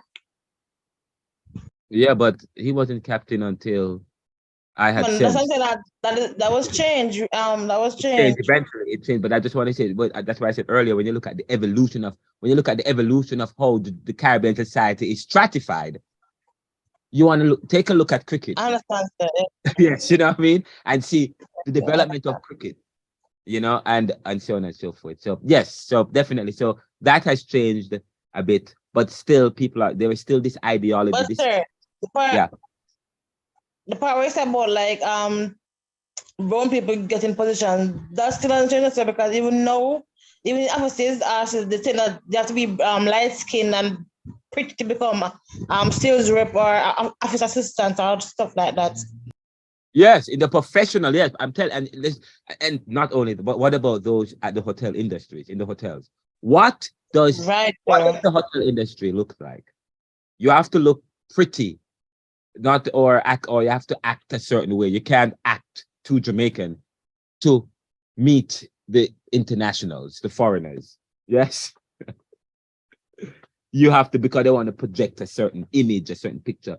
But let us go. So we have the 80s is a very interesting year as well. Edward C.L.R became Prime Minister of Jamaica. And I said to you that financial assistance to alleviate economic disequilibrium and balance of payment deficit. We needed help, and that is when you find the IMF and the World Bank. There was rapid help and assistance to alleviate the problem, because of course Edward C.L.R became the Prime Minister. He was very close with Reagan politics and Reaganomics.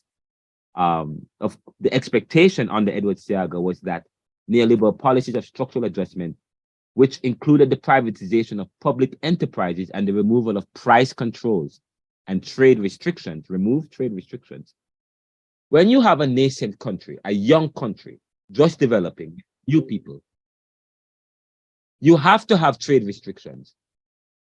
The 1980s was too early for Jamaica to do away with trade restrictions.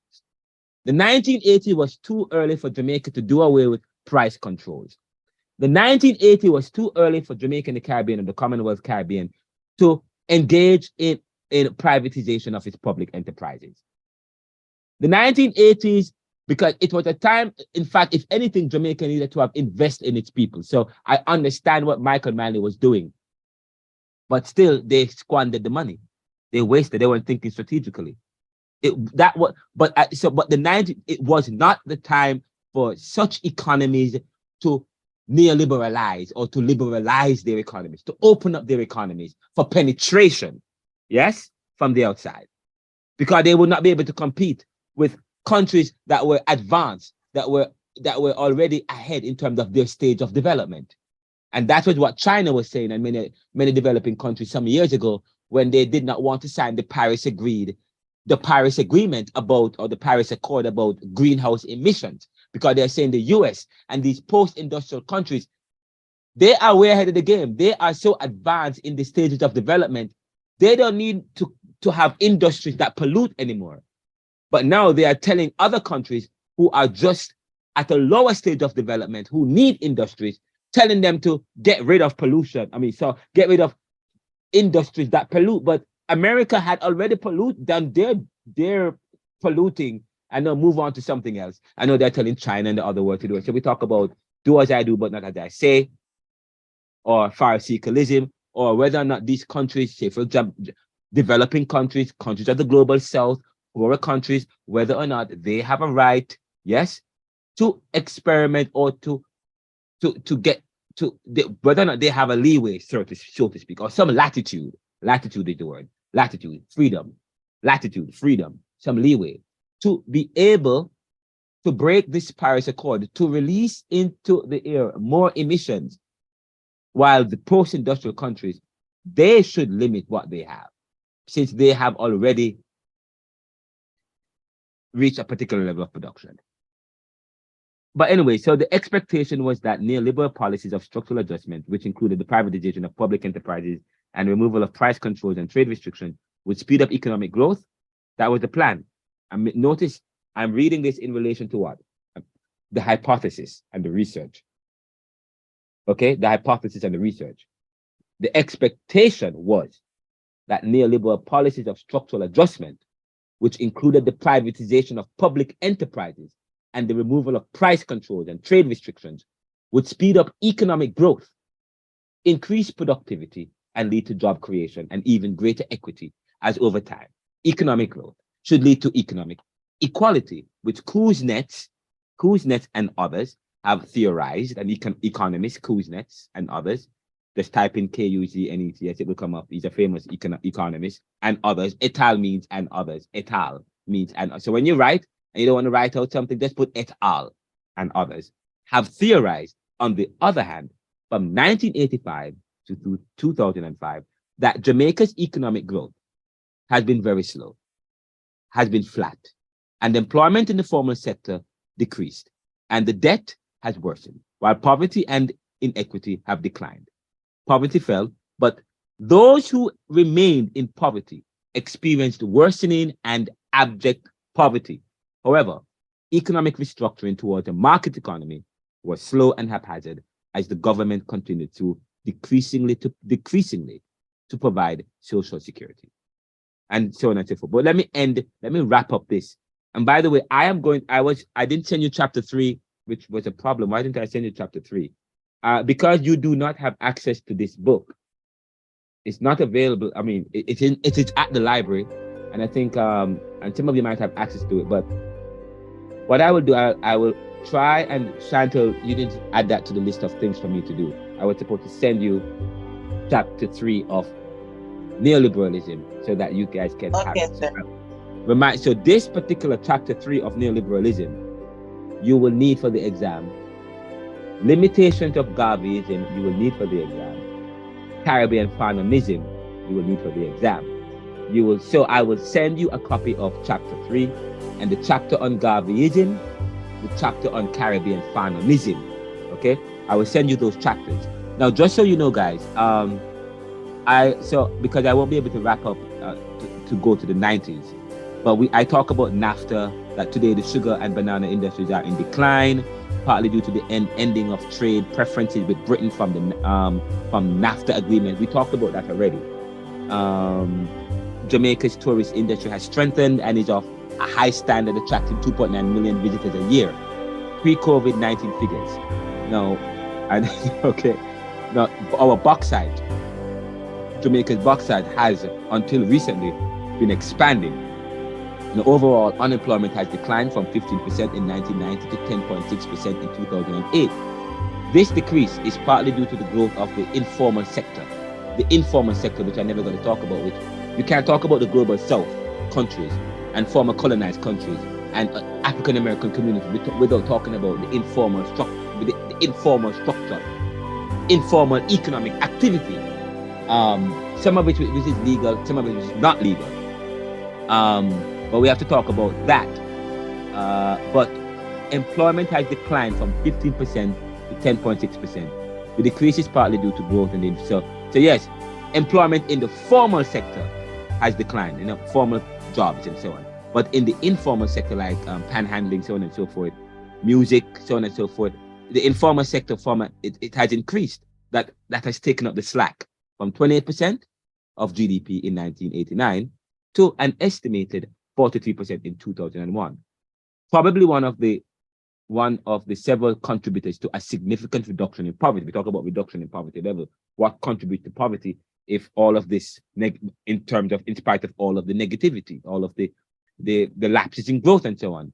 And it's because of the growth in the informal sector, yes. And I said, and even as President Trump dismantled NAFTA, and that was while he was president, signaling an end to American imperialism and penetration. He revised it. This is the last point. He revised it to have conditions that favor the United States. He revised it to have conditions that favor the United States. And that's fine. That's understandable because we talk about competitive nature of the world. Now, how do we respond? How do other people respond? Now, it was only dismantled in the first place to reset the stage as other countries were catching up to the US. When the rules no longer favor the rich, they changed the rules to continue their advantage. I will stop there. Now, there is also the 1990s to 2000, talking about the WTO, NAFTA, more hardship, and PATH, P-A-T-H. There's that. And then, of course, the effects of neoliberal global recession on Jamaica and the Caribbean. I should talk about that. What observations can be made about poverty and income inequality in Jamaica? And I need to share that. That's also part of chapter, and then we will stop there. Chapter 4 looks at the evolution of neoliberal structural adjustment in Jamaica. I will not touch this chapter for the class. We won't have any time. When you get a chance to buy the book, buy it. Okay, you will love it. By the way, there's part 2 coming out, and part 4. But I will give you the free chapters of chapter 3, and the other chapter is for you guys for free of cost. You guys don't have to pay anything. I send it to Chantel, and she'll send it to you. But there is one other chapter that I wanted to read was Caribbean Fananism and Garveyism. I won't have time for that. Okay, guys. Towards the end of chapter 3, I do look at the socio-economic context of Jamaica. Towards the end of chapter 3, this is how I ended it. I said this, and I'm gonna stop. I said this in chapter 3, and I end here. And the last topic in chapter 3 was the effects of neoliberal globalization. But I said unemployment has declined. Oh, sorry. I said in the end, I said earlier we explained that from 1971. Oh, sorry. This is the question. Oh, fine. Oh, great. What observations can be made about poverty and income inequality in Jamaica? Or perfect end. This is how we will end this class. This is the end right here. I have 2 minutes or 3 minutes. This is how we end it. This is important. What observations can be made about poverty and income inequality? Firstly, poverty is concentrated among the young and the old. Of course, those considered poor, 50% of those considered poor, 50% are younger than 18 years of age, and another 10% are over age 65. Now, secondly, poverty is mostly concentrated in rural areas. Rashawn, is it Rashawn? Is Rashawn here today? I think Rashawn was talking about his social mobility and how he moved from, and when his movement from rural Jamaica to urban Jamaica has also saw a change in his social and his socio-economic reality. Is Rashawn here? Was that Rashawn? No, sir, not here. Is not here, sir. None of the men are in class today? Wait, is there any male in class today? Jason is here, sir. But okay, no, it wasn't Rashawn, it was Jason. It was Jason.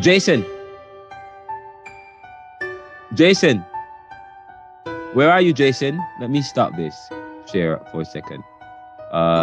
Sir? Jason, how come I didn't hear you today, Jason? Jason is the only male in the class today. I wonder why. I was listening on, sir. That's good. I'm happy you're here. Good, no, good. I was traveling, sir. Let me see. I mixed you up with Rashawn. You hearing me, sir? Where are all the? Why is it that all the? What happened to the guys in Jamaica? In my class. Why is it that we only have one? And then last week, sir. they're on break. Why are they not listening? He's not well. He's not feeling well today, Annie. But last week he was not. The week before last he wasn't in class. And last week we never had a class. He actually logged in a sir. He was here earlier, but he left early, Annie. Oh, I didn't say anything. No, man, because he's not well. Oh wow, I didn't know that. I need to speak with. Okay, Chantel, we have our work cut out for us. The students who are not at class today, we will reach out to every one of them. I want to know why they weren't here. Okay, and each of them will have to do an essay.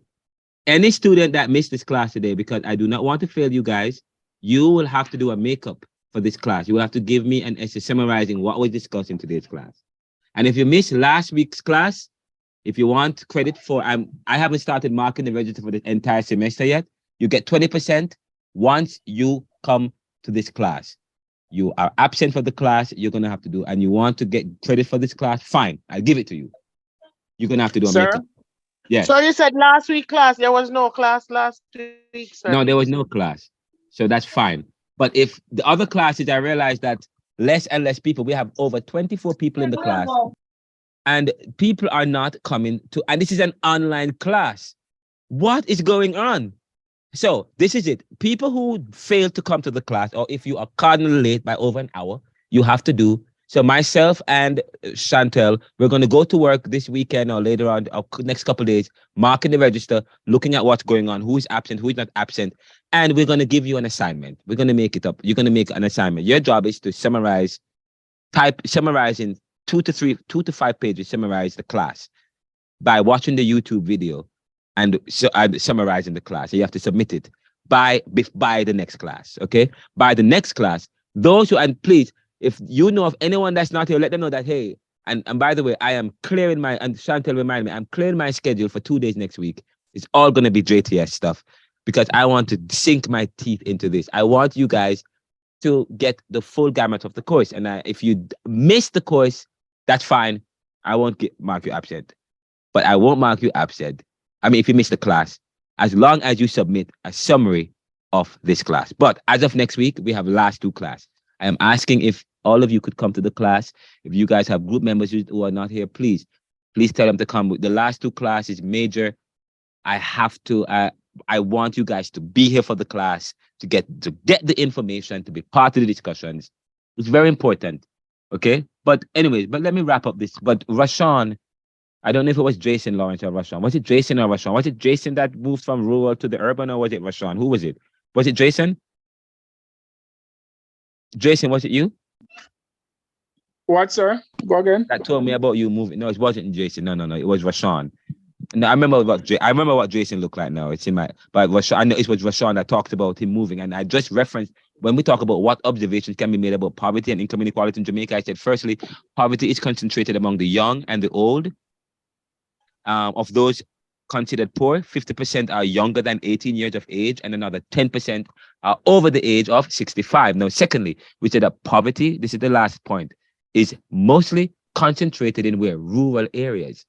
80% of the poor live in rural areas, and less than 10% live in Kingston metropolitan area. Now, thirdly, 66% of poor households are headed by women, although women head only 44% of all households. Yes. Sorry to cut you. I'm seeking to have an appointment with you, sir. Okay, any appointments, Yes, please? Fine, all right. Okay, Chantel now manages my diary, my calendar. Any appointments, you have to go through her because I'm so busy. She manages my diary and she keeps me on top of my thing. And I'm going to make a major announcement in the future about Chantel. But for now, she manages the lecturer's time as it relates to my appointment. So I would love to see you, by the way. I'd love to speak with you guys. So if you, and I would love to speak with you. And because I'm not good at keeping appointments, I've asked Chantel to make sure that I keep my appointments. So if I make an appointment with you, I'm not going to keep it. But if you make it with Chantel, I will keep it because she makes sure I keep my appointments. So speak with her if you need to make an appointment with me. And to be honest, I would love for all of you to make an appointment with me because it shows interest. It shows that you guys are really interested in what we're doing here. And we're doing a lot of stuff, just so you know. What we're doing here goes beyond this class, just so you know. And I want all of you to be a part of that, especially those of you who have been so committed. You come to every class and so on. I want you to keep in touch, and we're going to be talking about what we're going to be doing in the future, and so on and so forth. But I was finishing up class, and this is a very important point, saying that thirdly, when we think about poverty in Jamaica and the Caribbean, we say that 66% of poor households are headed by women, and it's not just Jamaica. In almost all African American community, we talk about the Black position. When you study Caribbean, it's like studying Caribbean. It's people of color in other parts of the world. Okay, it's not just a Caribbean thing. It's also here in America, here in Philadelphia. 44% of all households, poor households, are headed by women. Fourthly, poverty lives among larger families, with 40% of poor families consisting of 6 or more members. Now, earlier, we explained that from 1971 to 1993, the top 20% experienced a sharp fall in their incomes, while the bottom income groups all had increases in their incomes. We showed that the Gini coefficient, and what is Gini coefficient? Gini coefficient measures income elasticity or income inequality in a society. Again, I will ask this in the exam, and I'm telling you this right now. What does Gini coefficient measures? Does it measure corruption index? Does it measure income inequality? Does it measure inflation? Answer, it measures income inequality in society. Know that. Okay, and we showed that Gini coefficient fell from 0.5, and it goes from 0 to what? From 0.3% to 0.362. This suggests that Jamaica had greater equality. The improvement was the result of the intervention of the government of Jamaica. However, due to the acceleration of neoliberalism in the decade of the 1990s and 2000s, marked by greater financial deregulation and market reform, the economy underwent a financial collapse and an economic recession that disproportionately affected the poor and working class. The poor and working class experienced a sharp fall in their incomes, while the incomes of the richest remained the same or increased, thereby pushing the PR ratio from 4.2% to 53%. You don't need to know that part, but Gini coefficient measures income inequality. That's very important. I will send you a copy of this. And that is where we end today. When we come back next week, and let me stop here. When we come back next week, let me stop. So when we come back next week, this is what we will talk about. We will talk about, again, for next class, next week, Friday, Walter Rodney and the struggle for democracy in Guyana. I didn't talk about it. I wanted to finish what I was dealing with last week. We will quickly look at that. You guys can even read. I think Chantel has the link. She maybe send it to you. You guys can start reading. Go to the Jacobin and type in Guyana. Jacobin, Jacobin, type in Guyana, and a lot of stuff comes up about the Grenada, Guyana, so on. Grenada's revolution should never be forgotten. that was in the 1980s, and we talk about the 1980s. So when I come back, we just talked about the 1980s in Jamaica. What's going on in the other parts of the Caribbean? Let's look at, when we come back, we will start with Grenada and Guyana. Then we will go into, we will talk about the era of decolonization. West Indies cricket refused to grovel. And we will wrap up next week by looking at C.L.R. James and the Black Jacobins. We will only have an hour and a half for that discussion. Then the last hour and a half of the class will involve a quiz, and then we will discuss the quiz, which will formulate and inform the exam. So that's what for next week. Then week after next is the last class, I believe. I'm not sure. I think it's the last class, and that's where we talk about podcasting, blogging, or expressing one's thought, Caribbean thought. Okay? And what we plan to do with in terms of your journals and so on and so forth. I want to know where you are with your journal. That's why I actually need to meet with you guys in the week. Beyond next week, I need to meet with you to find out what's going on with your paper, with your research. Some of you were supposed to some of you sent me some powerful papers, which I love. I haven't finished grading it yet. Some of you sent me some concept documents for your final research paper. That's great. The concept paper, the final research paper is worth 40% of your final grade, okay? So it's important that you guys are working on that together. And if you have ideas that you want me to go over, please let me know. Sir, That's a question yes. before. Yes. You said the final research paper. I was one. My group has sent several papers to you, so I don't know if it was supposed to do any more research paper based. No. You just need one. That was never communicated to us. One. Okay. I said to you guys, the exam is worth 20%. And I said to you also, sorry, is it 20%? I think attendance is also about 20%. Yes, sir. 20%, sir.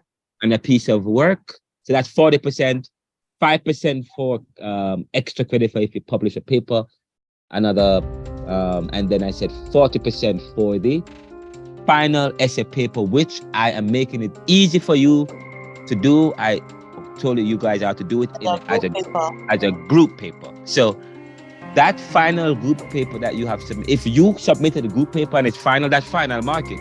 Okay, but if it's not good, I'll send it back and say, please update it because you have a lot more, you have a lot of time, okay? So, sir, I didn't hear you. We don't have a lot of time because we're near to the end of the month. And just like Patrice's group, our group has sent in quite a bit of papers. No, what I'm saying is that we have not had any feedback. Okay, no, okay, some of you, your group, I think, I know who is talking. I don't, who is speaking to me now? Is it Christine? Christine, sir. Right, you have, and your paper is amazing, and I said I'm actually going to publish, your group will get a 5% extra grade, extra. Each of you will get because the paper that you submitted was beautiful, loved it. And that's what happened when you submit amazing work. But I will talk with you guys about that. Set up some time to meet with me, each of the group. I want the groups to meet with me this week, and I will talk about what you have submitted. If your paper is, if you have the research paper is due at the end of the semester. So what I'm saying, if you submitted a research paper already and it needs improvement, that's great. You would have completed most of the stuff. All you need to do is just improve it and tweak it because you still have time. Okay. But sir, I will. We're gonna know if you improve it, sir. Huh? Well, listen. You have You have at this. No, you have until the end of the class of the last. No, I think the last class is not when I think you have an additional. I usually give my students about a week or two to edit and to wrap up the paperwork because you have extra time. I said to you, listen. I wrote a book. And let me tell you the amount of editing and the second book, you know why the book is delayed right now? The second book, Neoliberal Globalization Reconsidered. Do you know why that's delayed? It's delayed because it's been edited and edited and we're still, so I thought I was done and I wasn't. That's the nature of academia. And that's when you want to, and especially when you're doing a paper or a research paper that I'm planning to publish, we want it to be good. So even if I decide that I'm going to publish a paper in an academic journal, and then therefore I will have conversations with you guys to to do to improve it, because we're going to give you guys you guys will get publication rights as well. You guys will be included in the rights and so on, and your name will be will be all over the world. Okay, and you want to put something sorry, that is I'm beautiful. cut you again. I'm so sorry. My apologies. Yeah. My group has sent 2 papers that you have not responded to. So as it relates to improving, say what paper need improving, or we need to work on those 2 outstanding papers. Now, you would have commented on another paper that would have done, but we're talking about these 2 papers now. So in case we need to improve the paper, exam is just around the corner, sir. And some of us are doing plenty of courses. So so you don't want to improve the paper, you just want to submit it. No, that's not what I'm saying. I'm just saying that at this point, in time, I am finished with 95% of my assignments. This is study time now. Okay. Well, can I tell you what the research paper does? It helps with your study. It's always prepared for the exam. But this is what I'm going to say to you guys. If you have submitted paper drafts, and any work that is submitted before the deadline is a draft. It's a draft. I'm gonna review it, and I'm gonna try. Which group is this, Christine? Okay, fine. I have to review your guys' work as quickly as possible and send it back if there's any changes that need to be. I'm quite sure there's gonna be. There are gonna be recommendations. I'm telling you that, but it's not gonna be major unless you have plagiarized. And by plagiarized, I look out for plagiarism. Plagiarism is where you use somebody's work. That's the most thing I look out for, using somebody's work and take it as your own. It's very important, and documenting properly. Okay, so you have to ensure that there is a bibliography or a reference page, and ensure that if you use footnotes, you have the corresponding number that corresponds to the footnotes. If it's bibliography, it's in parentheses, and of course it's followed Caribbean style or MLA style or whatever the style that is used by JTS. There is APA style out there, sir. Right now, APA and okay. And if you use Microsoft Word to type, go into the formatting and click on the computers that we have now can help to edit your work. Trust me. You just click on APA. It will if you have an updated Word, it will ask you what referencing or documenting system that you are using. And it gives you APA, MLA, whatever. You click on APA, and then it will also help to create your bibliography, create your reference. Trust me, once you stick it in, it organizes it for you. I'm telling you, it is very helpful. So that's something that you can utilize. But if you have submitted, now I'm going to be looking over I'm going to return you many of your work. If you guys have submitted paper, I'm going to return the discussions I had or the conversations I had with the paper, and I will, of course, provide a paragraph or an essay responding to your paper. If there are any changes, major changes, of course, I'm going to tell you, you're going to have to change it. Okay. All right, but that's where we end today. Yes, go ahead. My hand's been up for a while. Sir, I'm asking you, sir, because the research paper, sir, how many pages is that? That's 25 pages. And sir, when we started, sir, right, you said that about 3 weeks ago, sir, you said that you No. We started. Sir, when you said that you would have walked through the research paper and what would expected and everything I used to talk about. Sorry, you didn't do that, sir. So now when we have 2 weeks left now, sir, we never spoke about research paper. We have no idea of topics or anything. Now is when you're going to tell us about. No, Tatiana, stop. I will not allow you to continue because you are misrepresenting me. And you are saying something, and you're telling me I did not do something that I clearly know I did. I have this. Sir, I'm not going to. Let me finish. Even now, I communicate with a classroom. I remember when you said that, sir. And then I communicated with my group. This is the point I'm making, though. I said to you guys, this is the point.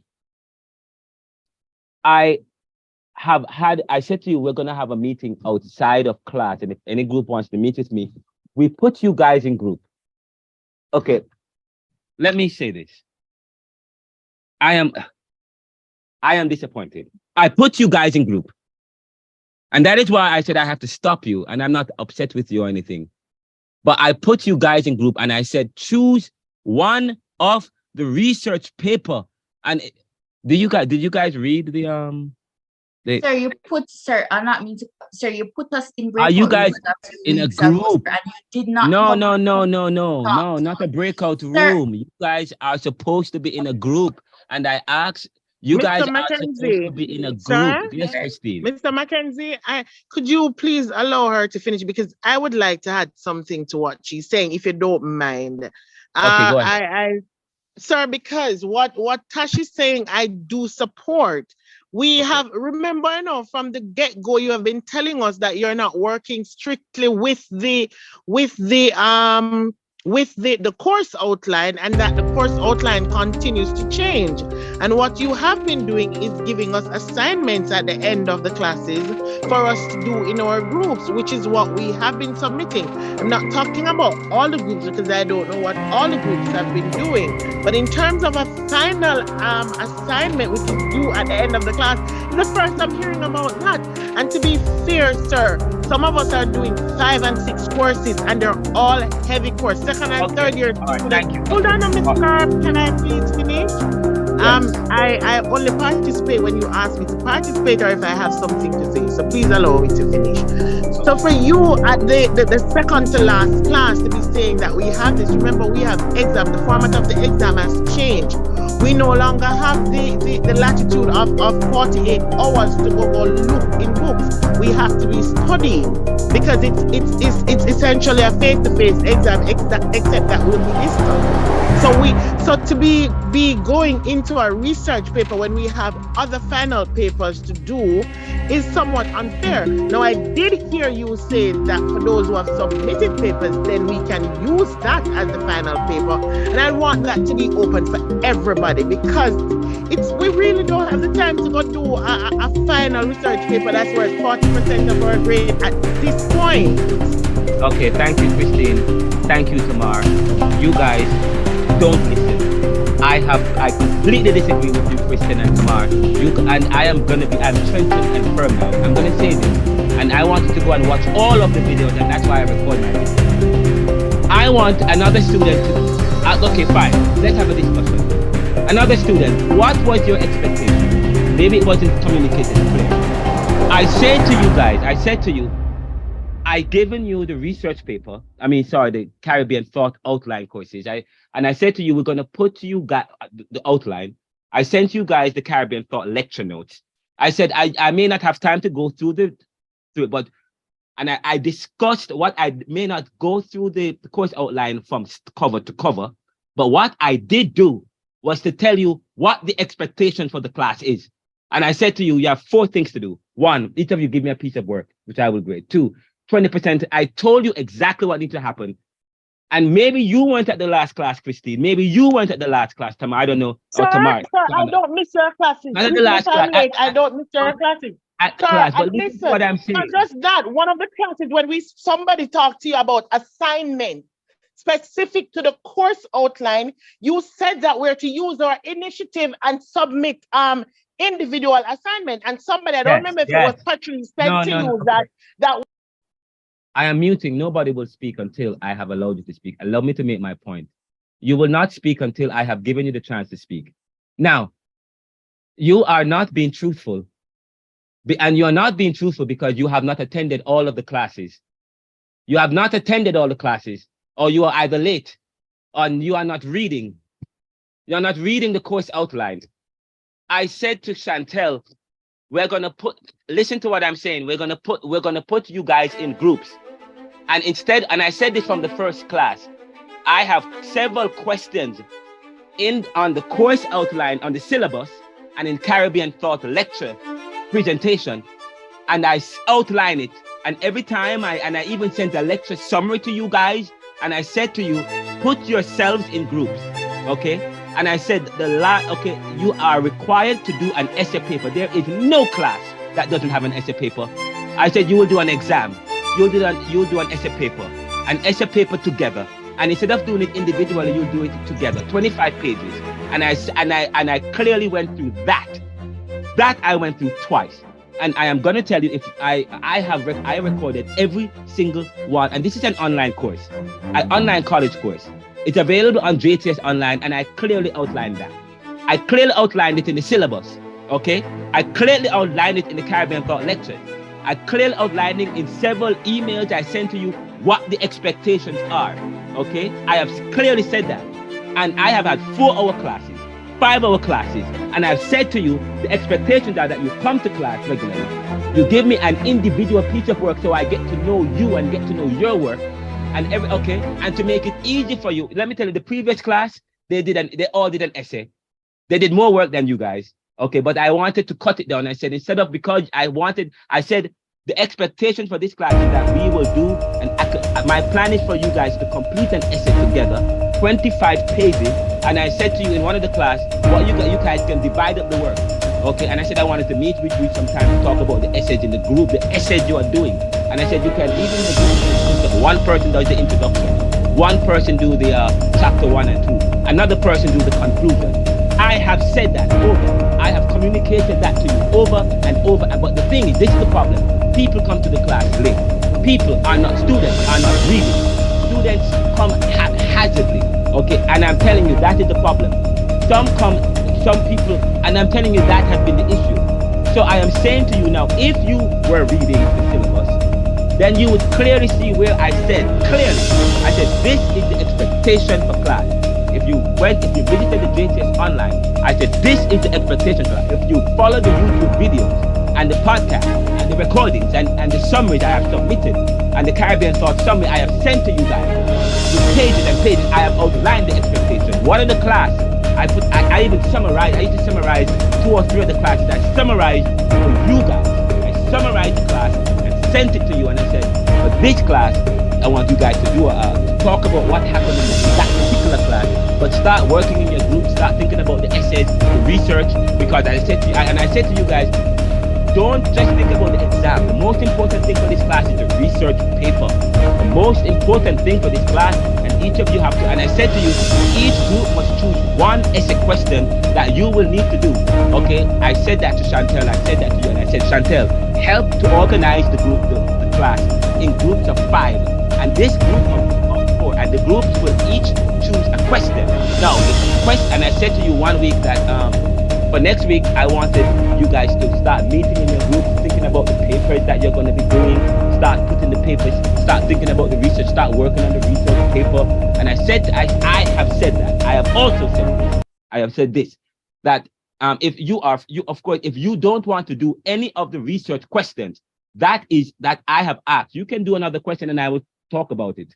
And we could explore. But I said that the paper, I said, don't just think about passing the exam.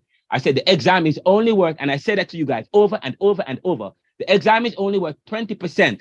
The most grades come from the research paper, which is 40% of the grade. I have said it. If you look at the marking scheme clearly outline what I'm grading for. Attendance, yes?